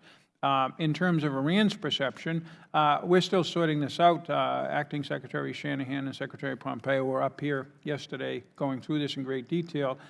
They know better than I. From the standpoint of Syria, anytime the United States shows a willingness, as we did, because this was clearly just retaliatory, this was not preparations for a military conflict, and I think the two secretaries made that clear. This tends to make the other side think twice before it acts in an aggressive fashion towards us or towards our partners, and that's a good thing. Thank you, Mr. Ambassador. I yield my time, Mr. Chairman. Thank you, Mr. Chair. Thank you, Ambassador Jeffrey, for your long career of public service in both Republican and Democratic administrations. As we all know, the President launched cruise missiles into Syria, and he did that because Assad used chemical weapons on civilians, and that is a heinous war crime, isn't that right? That is correct. Okay. And the U.S. takes very seriously war crimes, whether committed by our adversaries or even our allies, isn't that right? I will limit myself to, we certainly took that particular war crime very seriously. You served in the U.S. Army, and you were taught to obey the law of armed conflict, also known as the law of war, correct? Of course. And so the U.S. goes great lengths to make sure that even our own personnel don't engage in war crimes, isn't that right? That is what I was trained to do, and that's what I did on the battlefield. And the reason we do that is not because it's just a moral thing to do. It's because if we start engaging in war crimes and violating the law of armed conflict, it not only invites retaliation by our adversaries, it also is a great recruiting tool for terrorists. That would be correct, right? I am trying to see where you're going, Congressman, but I have to agree with everything you've said. Thank you. So earlier this year, Army First Lieutenant Michael Bahena was pardoned by Donald Trump. He was convicted of war crimes. He was convicted by a military jury for driving an unarmed Iraqi prisoner into the desert, stripping him naked, and shooting him in the head and chest. Do you think it was appropriate for the President to do that? I do not see a conflict between the pardoning of people who have been convicted of crimes, regardless of the crimes, and the underlying legal and moral issues. Public reporting is that the President is thinking about pardoning additional people who are charged with war crimes. One of them is Navy SEAL Chief Edward Gallagher. He was charged with killing, murdering an unarmed civilian girl, murdering an unarmed old man, stabbing a defenseless teenage captive, and then indiscriminately shooting machine gun fire into a neighborhood. What kind of message is sent to our adversaries if they know that the President is going to pardon people who committed war crimes or are charged with war crimes? Again, pardoning is a legal and constitutional authority granted to the President. The President is elected by the American people, and the President takes decisions. I get that, sir. I'm just asking you the message that is going to be sent. I would decline to comment further on that. All right. Republican Congressmember Dan Crenshaw has stated that he believes, as I do, that a military jury should first decide whether Chief Gallagher has engaged in these war crimes. In fact, 7 Navy SEALs reported him to Navy authorities because of his alleged heinous acts. Do you believe that a military jury should have the first opportunity to look at the evidence in this case before the President pardons him? Again, this is not my area of expertise, nor what I'm here to talk about today, but I will say that it's my belief that we should adhere to our constitution and legal procedures and processes in each and every case as a general rule. All right. So let me move on to the troops we have in Syria. How many troops do we have in Syria? I can't comment on that. First of all, it's a moving target, and secondly, we're in the process of a reduction. It's considerably fewer than we had in December when the initial announcement was made. It's less than 1,000, correct? I'm not going to get into numbers. Donald Trump said he's going to withdraw 2,000 troops from Syria, so it's less than 2,000, correct?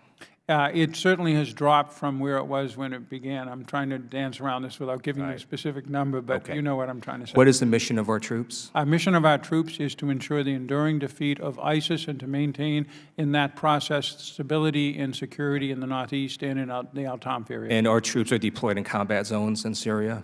Yes, they are drawing combat pay. And so you mentioned ISIS, so there's still ISIS in Syria? Absolutely, thousands of them. Okay, all right. So when Donald Trump said on February 22nd that ISIS is 100% defeated, that wasn't true, right? No, that was true. What he was talking about was the ISIS caliphate, which was defeated along the Euphrates. That wasn't what he was talking about. He was saying he was withdrawing all U.S. troops from Syria because ISIS has been 100% defeated in Syria. You can say what you think he meant, but he clearly said we're withdrawing all our troops. What you're saying now is, no, no, no, we have our troops there because ISIS is still not defeated. So I just want to know. He talked about a gradual, I believe it was coordinated and deliberate drawdown, but with some residual troops. So we can all read his tweets and see what he said, but let me just ask you this last question. What is the authorization for military force that the administration is using to have our troops deployed in combat zones in Syria without any congressional action?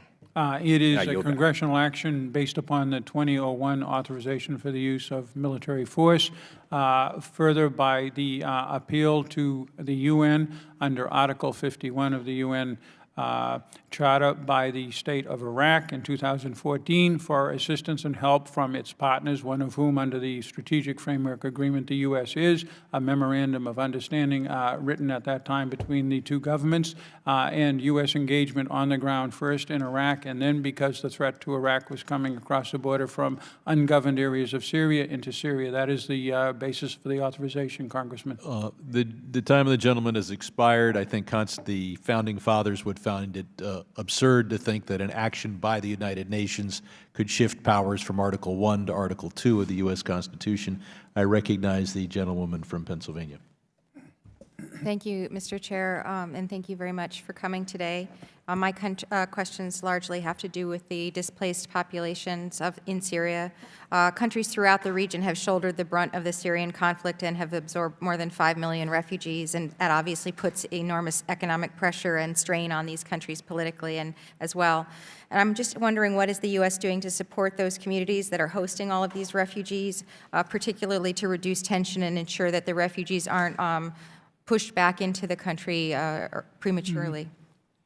Thank you. This is a major, major effort on our part. I talked about the $9.5 or almost $10 billion that we've provided, leading the international. I'm sorry, was it million or billion? Billion, I'm sorry, $1 billion, leading the international community.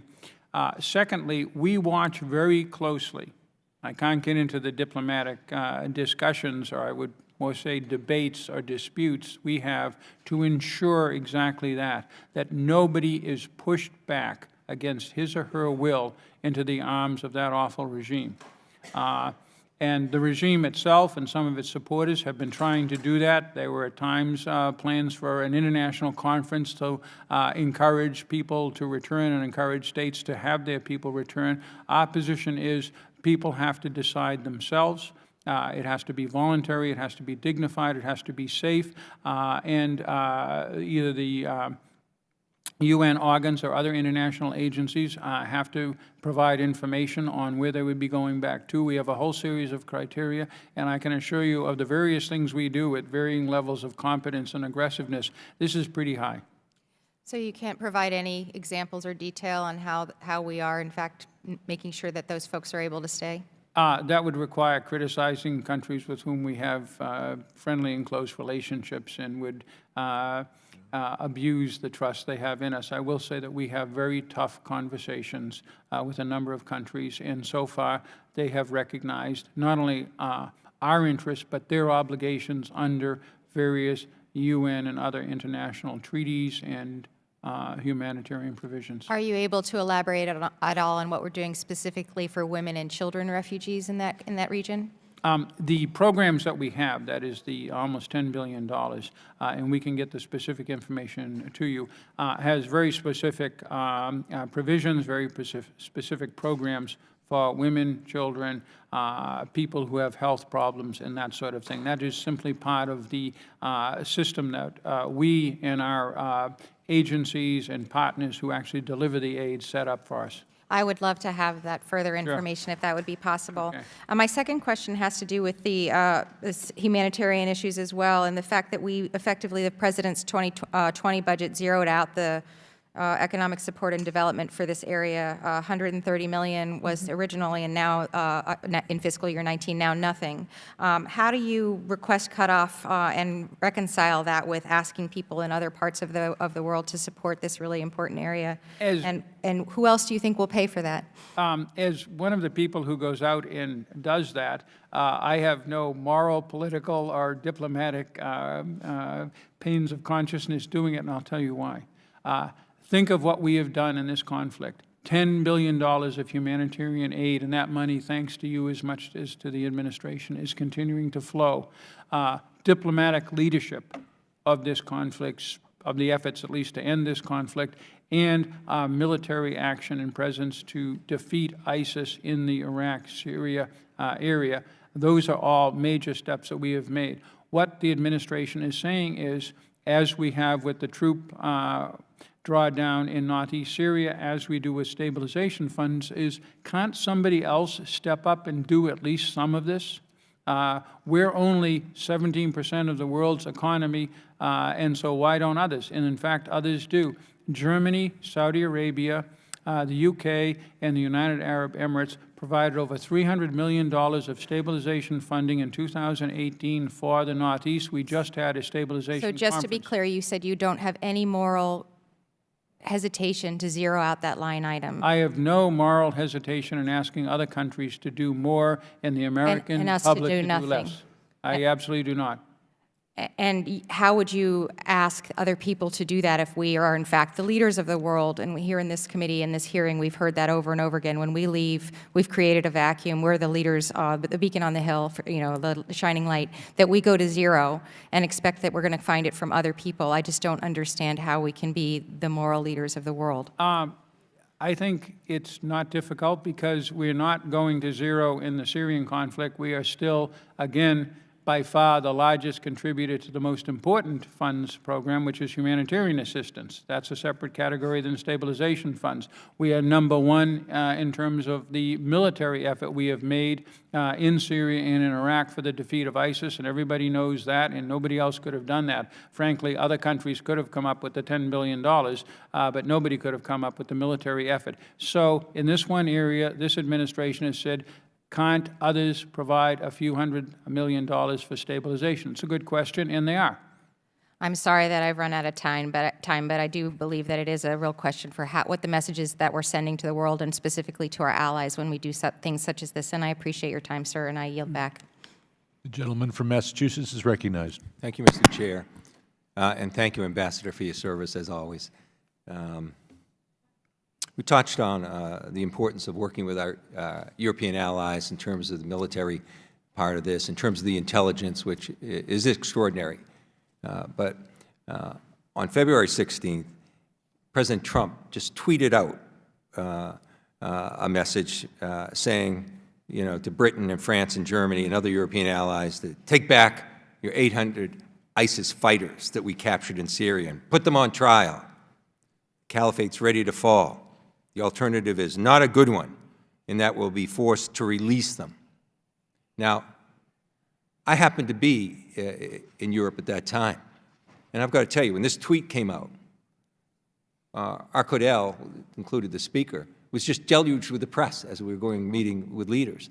And inside those meeting rooms, there was enormous concern from the state and diplomatic side, that this is how they're getting this message and what that was doing to alarm the people that they serve in their regions, in their countries, in their districts. So you're a person well qualified to really stress the importance of having the proper communication and how damaging something like a tweet without any foundation laid for anything, how that can alarm people. They serve constituents the way we do as elected officials. This was, I saw it firsthand. This had a real effect and creates a greater divide with the people we count on the most. Can you stress the importance of making sure that this kind of thing doesn't happen again? Every president decides how he or she will communicate both to the American public and to allies, partners, and adversaries. On that particular issue, I can assure you that well before that tweet, we had made our position abundantly clear that these countries should do essentially what the tweet said. And we also have, in the case of a certain number of Americans who are in that category, we have taken them back. Yeah. Then the gap exists somewhere, because I was dealing with foreign ministers, ambassadors, and that's what we were meeting with at that time. Their reaction was shocked. So wherever the gap is, I guess we should all work to improve it. The second question I had was, when President Trump had a telephone conversation with President Erdogan, and in that conversation he said, he communicated to him he was going to pull out U.S. troops in Syria immediately.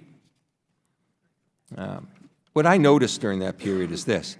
President Erdogan and Turkey were extremely active at the time, publicly, talking about the need to get to the bottom and investigate and have information about the murder of Jamal Khashoggi. Now, coincidence? Ever since that happened, I've noticed Turkey has gone so silent on that issue. Now, was there any discussion in that conversation about the Khashoggi investigation at all by the President? My understanding, of course I wasn't on that call, was that the conversation was about the security situation in Syria. I follow Turkish politics fairly closely because of the negotiations we're doing, and I can assure you that the Khashoggi case is raised at various levels all of the time, from Erdogan and his public statements on down. It remains a very important issue for the Turks. Yeah, lastly, you did talk about the issue of a security zone with Turkey and the fact that we're in discussions about that and part of that. And one of the things I just want to get a sense of, too, is aside from recognizing the need or the discussion or the importance from Turkey's side on that, what things can we do from a concrete nature, and are we building the ability of having something concrete about how we can protect the YPG in that region, how we can protect the Kurds in that region as part of that? I know we're talking about the other issues that you mentioned, but is there affirmatively something in discussion that you can talk about where we'll make them more secure? At the end of the day, it starts with, first of all, accepting the territorial integrity and the unity of Syria. Secondly, a political process that sees every Syrian citizen having the same sort of rights and obligations that we take as normal here and elsewhere around the world. The example I would give, and people just sometimes shrug and say, well, but this is a special part of the world. Well, Iraq is right next door. And we had very close allies and partners, the PUK and the KDP Kurds in the north, and the Supreme Council for the Islamic Revolution in the south in the period running up to 2003. We did not give them a lifetime guarantee that we would take care of them. What we said was, we will work with you to create an Iraq that is democratic, that is rule of law, and that is secure. Now, with some problems, but still, all in all, this is what we have delivered. We have not maintained a special guarantor status over internal groups and countries. That would not be, in the long run, appropriate for us, or appropriate to ask the American people to bear. What we do, however, is to aim for solutions where countries are able to provide that security for their own people inside recognized borders. That's what we're doing in Syria. Well, thank you, Ambassador, and thank you for your service here, and thank you for coming in front of this committee and communicating the way you have in the past and you currently do. That's so important. I yield back. Gentleman from Rhode Island is recognized. Thank you, Mr. Chairman. Thank you, Mr. Ambassador, for being here. First, I want to ask you, with respect to since March of 2011, over 11 million Syrians have been displaced from their homes, and more than 470,000 have been killed. After 8 years, the Assad regime has consolidated its control over a majority of the country and shows little sign of political reform or willingness to implement any of the conditions stipulated in the UN Security Council Resolution 2254, calling for a ceasefire, political settlement, safe and voluntary return of all refugees, and a number of other conditions. It's not clear to me what our strategy is in Syria and what our objectives are, what is the strategy to achieve those objectives, but I'm particularly interested to know how the withdrawal of U.S. troops from Syria and the withdrawal of U.S. assistance from Syria advances whatever the goals are. So if you could say what the goals are and how does the withdrawal of troops and the withdrawal of assistance advance those goals? Yeah, again, I'll back into this beginning with your final question and then get to the larger strategic one quickly. We are maintaining a residual U.S. presence, but more importantly, we are maintaining a coalition overall presence in the Northeast, which has an air component, which was always going to continue to be an American-led and largely American-supported air component, and a ground component to continue the enduring defeat of ISIS and stabilization, with a residual U.S. component and a larger coalition component. And finally, we are working with the international community to provide stabilization funds. We got $325 million last year.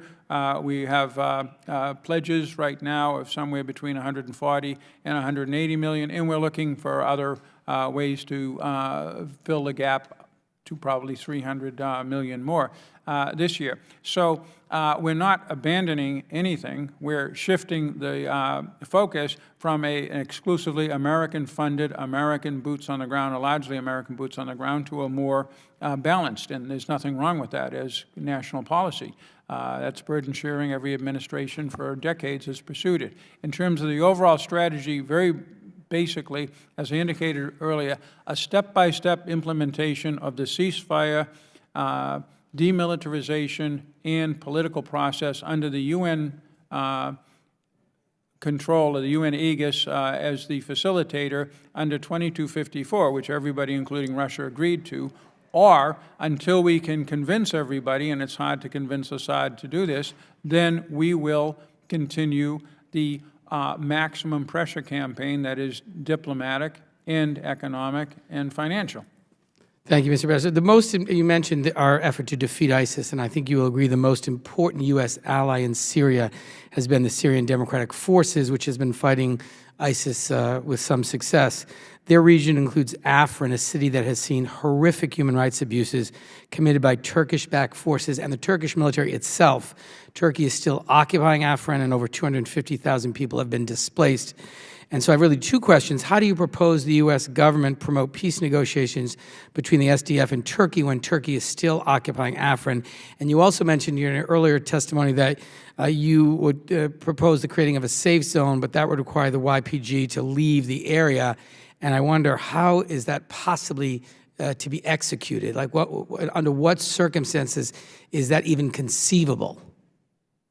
I think it is conceivable to have a drawback of forces. I've seen it in a half a dozen conflicts. It's a drawback of forces. It's something that is, we did this after 1973 in the Sinai. There's all kinds of examples of us drawing back forces. We pulled our own forces, for example, back from the demilitarized zone in Korea at a certain point. These are basically tools of the trade. We're not trying to negotiate any peace agreement between Turkey and anybody. What we're trying to do is to set up a safe zone so that everybody feels secure enough to continue doing our common efforts to defeat ISIS and find a solution to Syria. And my final question, Mr. Ambassador, the congressionally mandated bipartisan Syria study group recommends stopping the drawdown of U.S. troops from Syria, passing and signing into law the Caesar Syria Civilian Protection Act, resuming U.S. assistance to Syria, and resuming the presence of Syria Transition Assistance Response Teams, forward teams, the assistant professionals in northern Syria who are implementing programs sought to hold territory formerly held by ISIS. Do you support these recommendations? And if so, why? If not, why not? I would have to review the whole report. I and many others, of course, have met with the members of the commission. I would say we certainly support getting our START teams back on the ground, and we're working on that right now. Those are the people who provide the assistance. We certainly support a robust stabilization program in northeast Syria. We just think that for the moment it would be a good idea if others would provide that funding, given that we have asked the American people for $10 billion almost in support for refugees and IDPs. And as you know, we have every intention of keeping a coalition military presence on to defeat ISIS, which would include some form of residual U.S. force.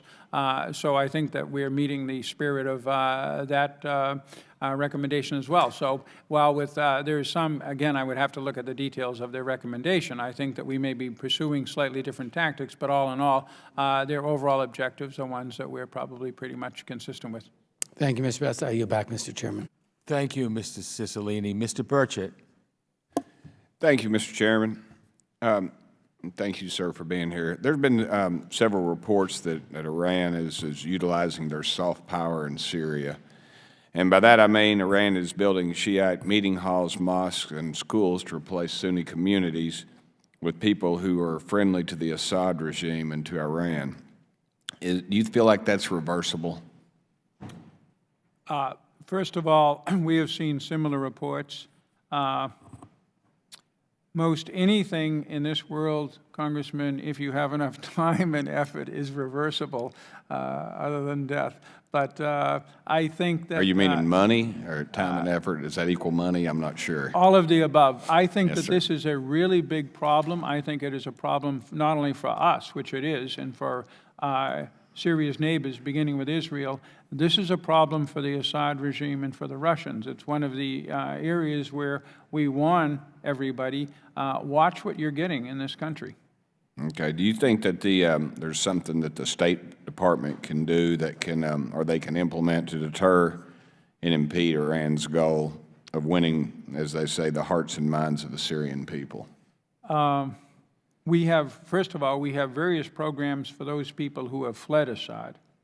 And we have very close relations with the political opposition headquartered in Riyadh, with the groups in Turkey, Cairo, and Moscow.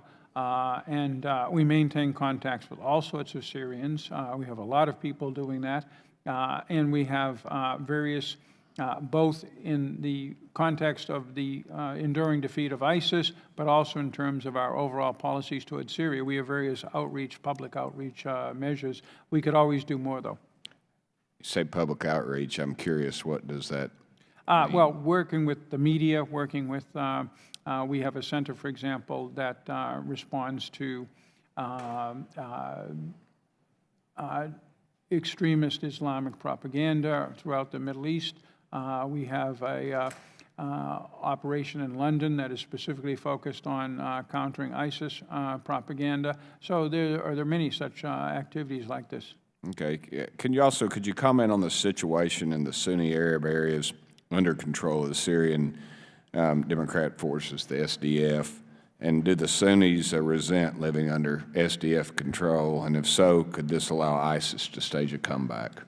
There are tensions. We are watching that very closely. Okay.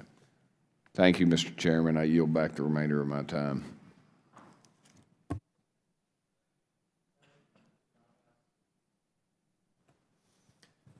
Thank you, Mr. Chairman. Ambassador Jeffrey, thank you for your service. We are very fortunate to have you there. I do want to come back, though, to this question of stabilization funding, and I think we should start by being honest about the context. I think we all understand, though some of us may have to be more diplomatic about it, that at a certain point the President made a decision to pull us out of Syria entirely. There was significant bipartisan pushback, including in the Congress, which resulted, fortunately, in a decision to maintain at least some of our military presence in the country. But we are still entirely pulled out as far as our stabilization. We have not yet had the same decision that was made with respect to the military mission to resume our stabilization efforts. Now, you said that that you feel that at least some of this should be done by our allies, and of course all of us would agree, but let's just, to establish for the record, at this point we are doing none of this. All of this is being done by our allies. Is that correct? I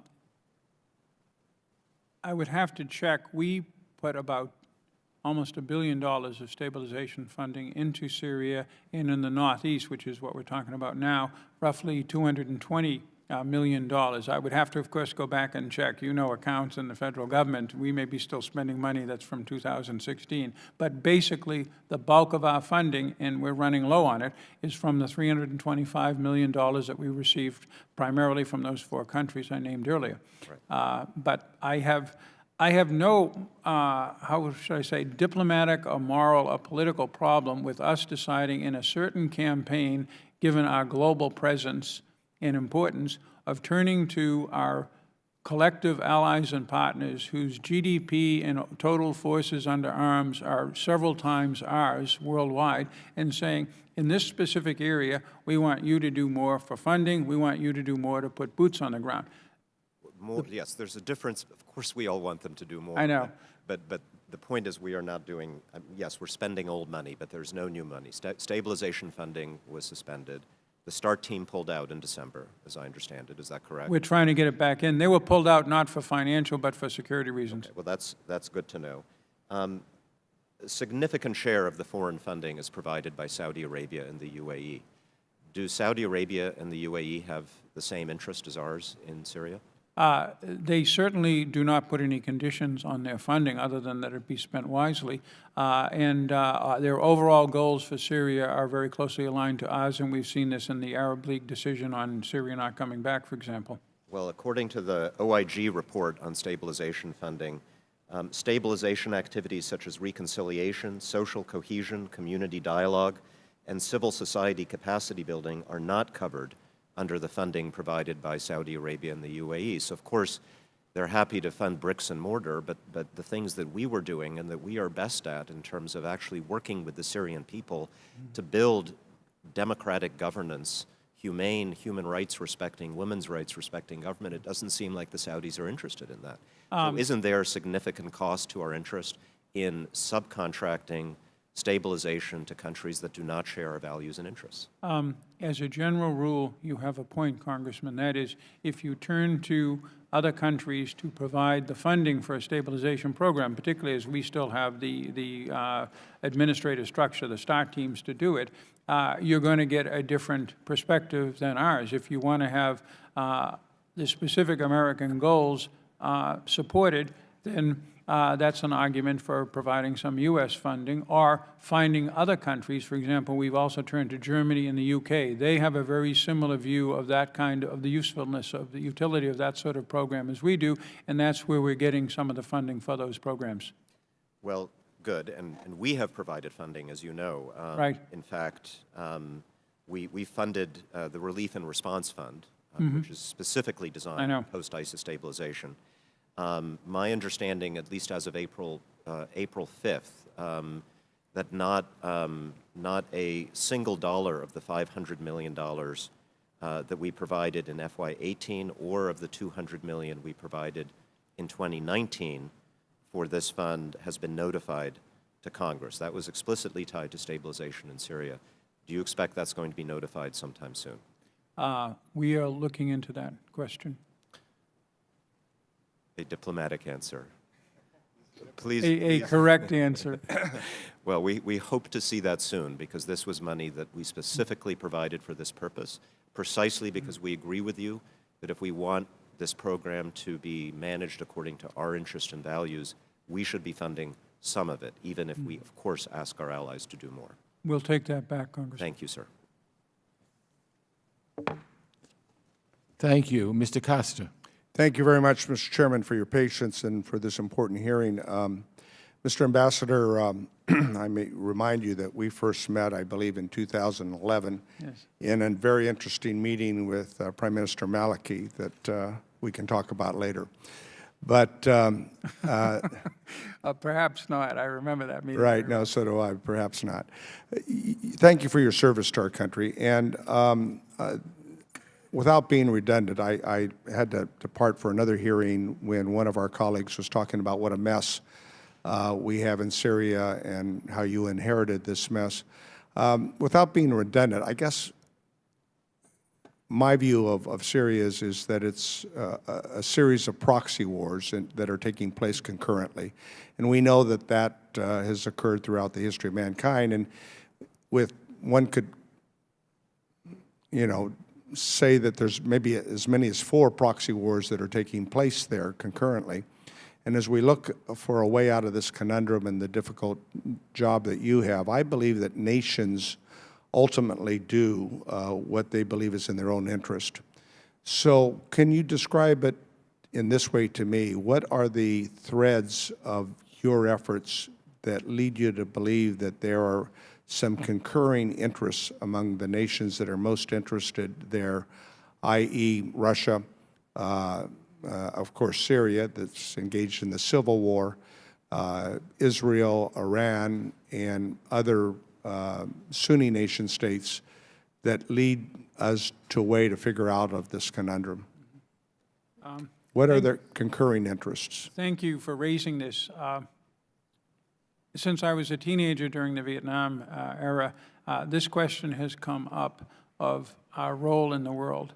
And I would use a reverse argument. If we don't play the kind of very costly and at times very difficult role that we play in the world, then you get a Syria. You get a law of the jungle in a very important area where you do have, as I said, 5 armies, right. And I think your characterization of 4 wars within a war is absolutely accurate. That is, you get chaos and a degenerating global system. Therefore, those are under the categories of lessons to be learned. Now, right. Where do we go? Where do we go is we basically try to convince everybody that if they all compromise and they all come together. And that would be in their interest, individual interest. It would be in their interest, not just ours. You inventory, and we've done this, Russia's interests, even Iran's interests, such as they are, although their main problem is that they're a threat to the entire region and their interests are not compatible with ours, but certainly Turkey's, Saudi Arabia's, Israel's, Jordan's, Lebanon's, and then we try to see if there's common ground. And there is. Everybody wants this war to end. Everybody wants refugees and IDPs to return, and everybody wants the fighting and this danger of a escalation to stop. So we pursue, on the basis of the UN resolution, which is pretty good as UN resolutions go, a peace process. And the UN's playing a very constructive role. A very constructive role. We're very happy with the UN across the board on the Syrian portfolio. There are some complaints, but we have that with everybody. And thus we lay out a course A, which is to try to pursue this UN process step by step. That's what we pitch to the Russians and pitch to others. Or we will continue the economic and political diplomatic pressure, and Assad will see 40% of his territory being held by others, and he's going to have a hard time getting that back. That's our alternative strategy. If we and does Assad kind of think that what the end game for him is, some sort of retirement villa and someplace somewhere else? He has shown little willingness to be flexible on any issue, and at the moment may be concluding that it's better to sit on a pile of rubble with half his population and 60% of his country than to compromise. We're trying to convince him and his supporters that's wrong. And that cadre around him. Yes. Which is critical. Is critical. Yeah. And so Russia's being responsible thus far on this efforts? That's a Depends on the day you ask. Russia is listening to us, and Russia is aware of the downsides of a policy of How much blind resources are support of they expending? It's relatively limited. It's Okay. a few thousand troops. So it's something they can still afford. Absolutely. It's not in Afghanistan. It's not in Afghanistan in the 1980s, no. Yeah. All right. Well, my time's expired, but continue the good work, and Thank we you. will provide whatever support we can on our end, because it is truly difficult, but it's something that there are lessons to learn from here. I hope we learn these lessons in the future. I was disappointed when President Obama designated a red line that we never followed through with, but I'm not so sure that our policy these days is that clear either. It is to me. Okay, well, good. I feel better. I'll go home and sleep better tonight. Thank you. My time's expired. Thank you, Mr. Connolly. Thank you, Mr. Chairman. I'm awfully reassured, Ambassador Jeffries, that the policy is clear to you, because some of your colleagues resigned over changes to the policy that either weren't clear to them or made no sense to them. In fact, they saw as deleterious to our objectives in Syria. So maybe you're the lone wolf. I don't know. But let me ask about one aspect of the policy. According to CENTCOM, absence, I'm not quoting from their report, absent sustained counterterrorism pressure, ISIS could likely resurge in Syria within 6 to 12 months. Even without holding territory, ISIS will likely seek to increase recruitment by exploiting popular discontent over the lack of infrastructure in areas affected by the conflict, per a recent Operation Inherent Resolve IG report. Based on those two reports and others, it's clear that a robust stabilization effort seems to be key to prevent the reemergence of ISIS. But the administration has frozen U.S. stabilization aid to Syria and has begun withdrawing forces that would be critical to enable such aid.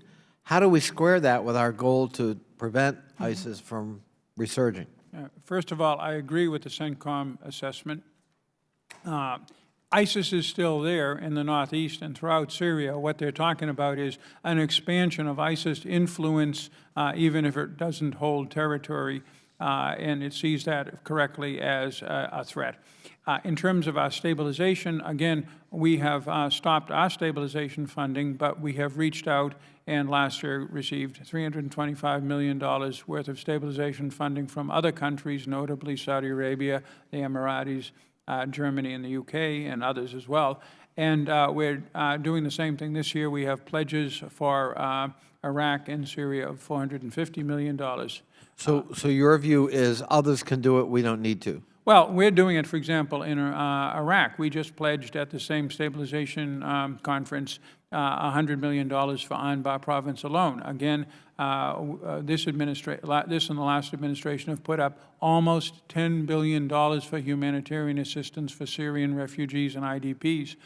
You know the military effort we've made in the defeat of ISIS. So I would say on the overall gamut of U.S. engagement in the Syrian conflict, we have made huge financial, military, and diplomatic efforts. I understand. In these two areas, I understand, we want but to get help. I'm trying to understand this policy you support. It's clear to you. So our policy is we've done our part. We're not going to do more with respect to the stabilization fund. Our policy is to see if on this small area of the overall coalition effort, we can get others to take those small parts of it. As we saw with the President's decision in February, when we couldn't get the coalition to agree to replace all of our forces that we thought would be necessary in the Northeast, the President decided to slow down the withdrawal and to consider a residual force. That is, we adjust based upon the response we're getting from our partners and allies all the time. But we consider stabilization of the Northeast to be a vitally important effort to defeat ISIS in the long term and to provide security and stability in Syria. So we will look at how we're doing in this effort to get foreign troops and foreign money. So let me ask this question, switching subjects, but following up on that. What is current U.S. policy with respect to our Kurdish allies who fought side by side with us, were trained by us, equipped by us, and actually had victories on the battlefield, unlike most other insurgents. Given Turkey's stated opposition to the continued nature of that relationship and to territorial occupation by the Kurds, what is U.S. policy with respect to the Kurds? Well, the policy towards, it's not to the Kurds anyway. I mean, there are Kurds all over the Middle East. I'm talking about the fighters we've worked with Right, and to help defeat ISIS. And over half of them along the Euphrates were Arab.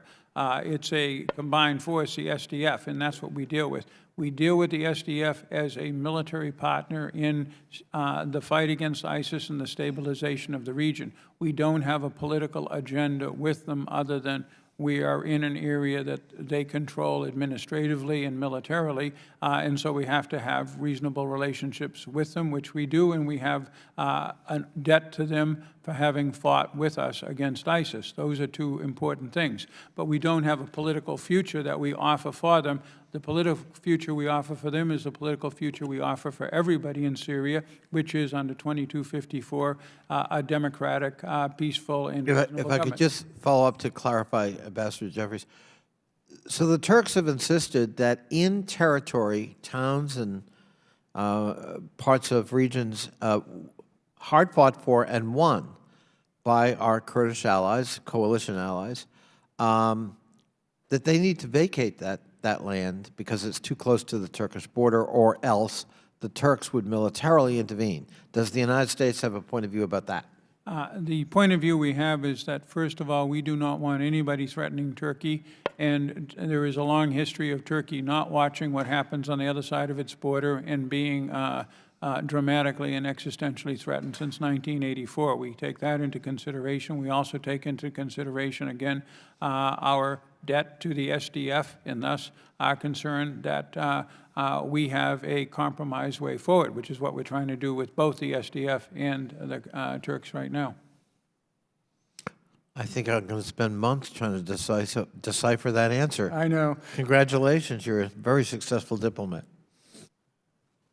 Let me say to the gentleman from Virginia that I share his concern. I mentioned it before, and frankly, I hope that the things that we heard, we talked about this a few hours ago, about our leaving Syria is not going to happen and leave the Kurds in jeopardy. It would just be the wrong thing to do morally. It would be the wrong thing to do in so many ways. It would send the wrong message to, in the future, that the United States is not a loyal and trusted ally, that you can do business with us, but when the going gets rough, you know, we're going to dump you and walk away. I don't think that's true, and I don't think it's something that we want to be known for. So I just want to, since you raised it again, I wanted to agree with you and say that this is important. It's just really, really important that we look out for the well-being of the Kurdish people in that region. I thank the chair, and I share his concerns. Thank you. Ms. Omar. Thank you, Chair. As a survivor of war, accountability and justice is really important to me. So I wanted to talk to you about what kind of mechanisms could be put in place to eventually find justice for both Assad and ISIS's victims in Syria. If this war ends, as it seems likely to, with Assad still in power, what hope could there be for justice for these victims? We know that there is going to be a guarantee veto from Russia on the Security Council. How is the United States planning to hold them accountable? And is there consideration being given early on right now to what could possibly happen? Right. This is a very important question. Of the 6 criteria that we say are necessary to return to a normal state of Syria and a normal relationship with us and the international community, and this is in the President's classified February report to Congress on our strategy. One of them is a state that holds itself and its officials accountable for war crimes, given particularly the Syrian degree of war crimes. That's very important. It's also very important for getting the half the population that's fled to return, which is another one of our 6 goals. So we have a variety of mechanisms. The UN has an independent monitoring commission. The Syrians themselves do a great job through a variety of organizations. And right now, the... I mean, if I can interject, it's rare that in a civil war, usually that war ends with that head of state is still in power. And so my question to you is, with him still being in power, are we prepared to hold him accountable? We're prepared to hold the state accountable for, as is the international community, and there we've got a lot of support from the UN and the EU. We're prepared to hold them accountable. I would put it this way, because otherwise we go down the slope of regime change. We think we need a Syrian government and state that behaves dramatically differently to its own population and to its neighbors for there to be peace in the region. How we attain that, other than the general model laid out in UN Resolution 2254, is what we're doing with our diplomatic exchanges. But yeah, a regime that continues to behave like this neither deserves to nor will get the rest of Syria nor get its people back. That we can all agree on. Some members of the Senate have proposed transferring ISIS detainees to Guantanamo. Is that still being considered? And do you believe you're going to need a congressional approval for that? I have had no discussions or heard any discussions on that. Right now, our goal is to get these detainees to return to the countries from whence they came. And following up earlier about sort of the expansion or the possible expansion of ISIS, according to some of the intel that we have, very shortly after the president announced the withdrawal of troops, ISIS attacked and killed 4 Americans. Do you think that the timing was a coincidence? Might they have been responding to us? From everything we know about that particular attack, and I was in that location fairly recently before the attack occurred, there was no link between the two. But we did know that after the defeat of the ISIS Caliphate, that is the physical state occupying territory, that we would have a significant terrorist and insurgency problem with ISIS elements in Iraq and Syria, and we still have it, and we have to focus on it. It's why we have thousands of troops in Iraq, for example, why the president decided to keep a residual presence in northeastern Syria for the moment. And it seems like the particular conflict in Syria is being birthed out of a need for the people to have freedom and to actualize democracy. And I'm concerned that most of our cues right now is being taken from Russia and Turkey and Israel.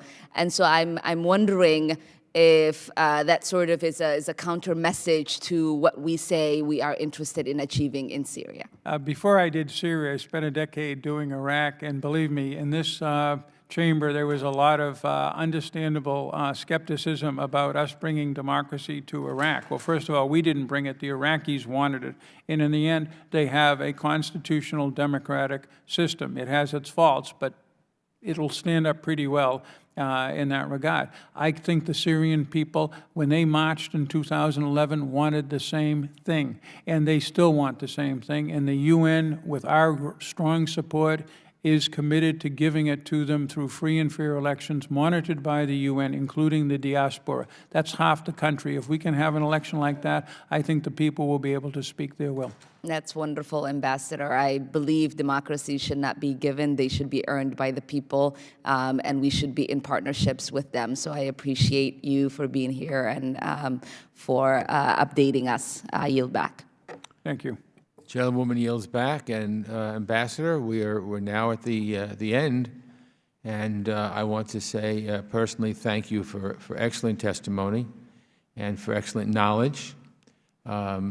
This is a terrible, difficult part of the world, but I've always had good faith in our Ambassador Corps, and you certainly have proven through the years that you're A1 in my book. So I know that you understand the issues and understand the depth that we feel strongly here, and frustrated that it's been so long, and this butcher is clinging to power and might very well wind up staying in power. When we all saw the Arab Spring, and certainly in Syria, people were demonstrating for more freedom, and unfortunately many of them are killed, and the Syrian people have just had unthinkable tragedy happen to them. So America is important in the world. People look up to us, and with you at the helm, I feel much more comfortable with you working on this every single day. And I thank you for your service, and thank you for your testimony this morning and this afternoon. So the hearing is now over. Thank you, Mr. Chairman. Adjourned. Thank you.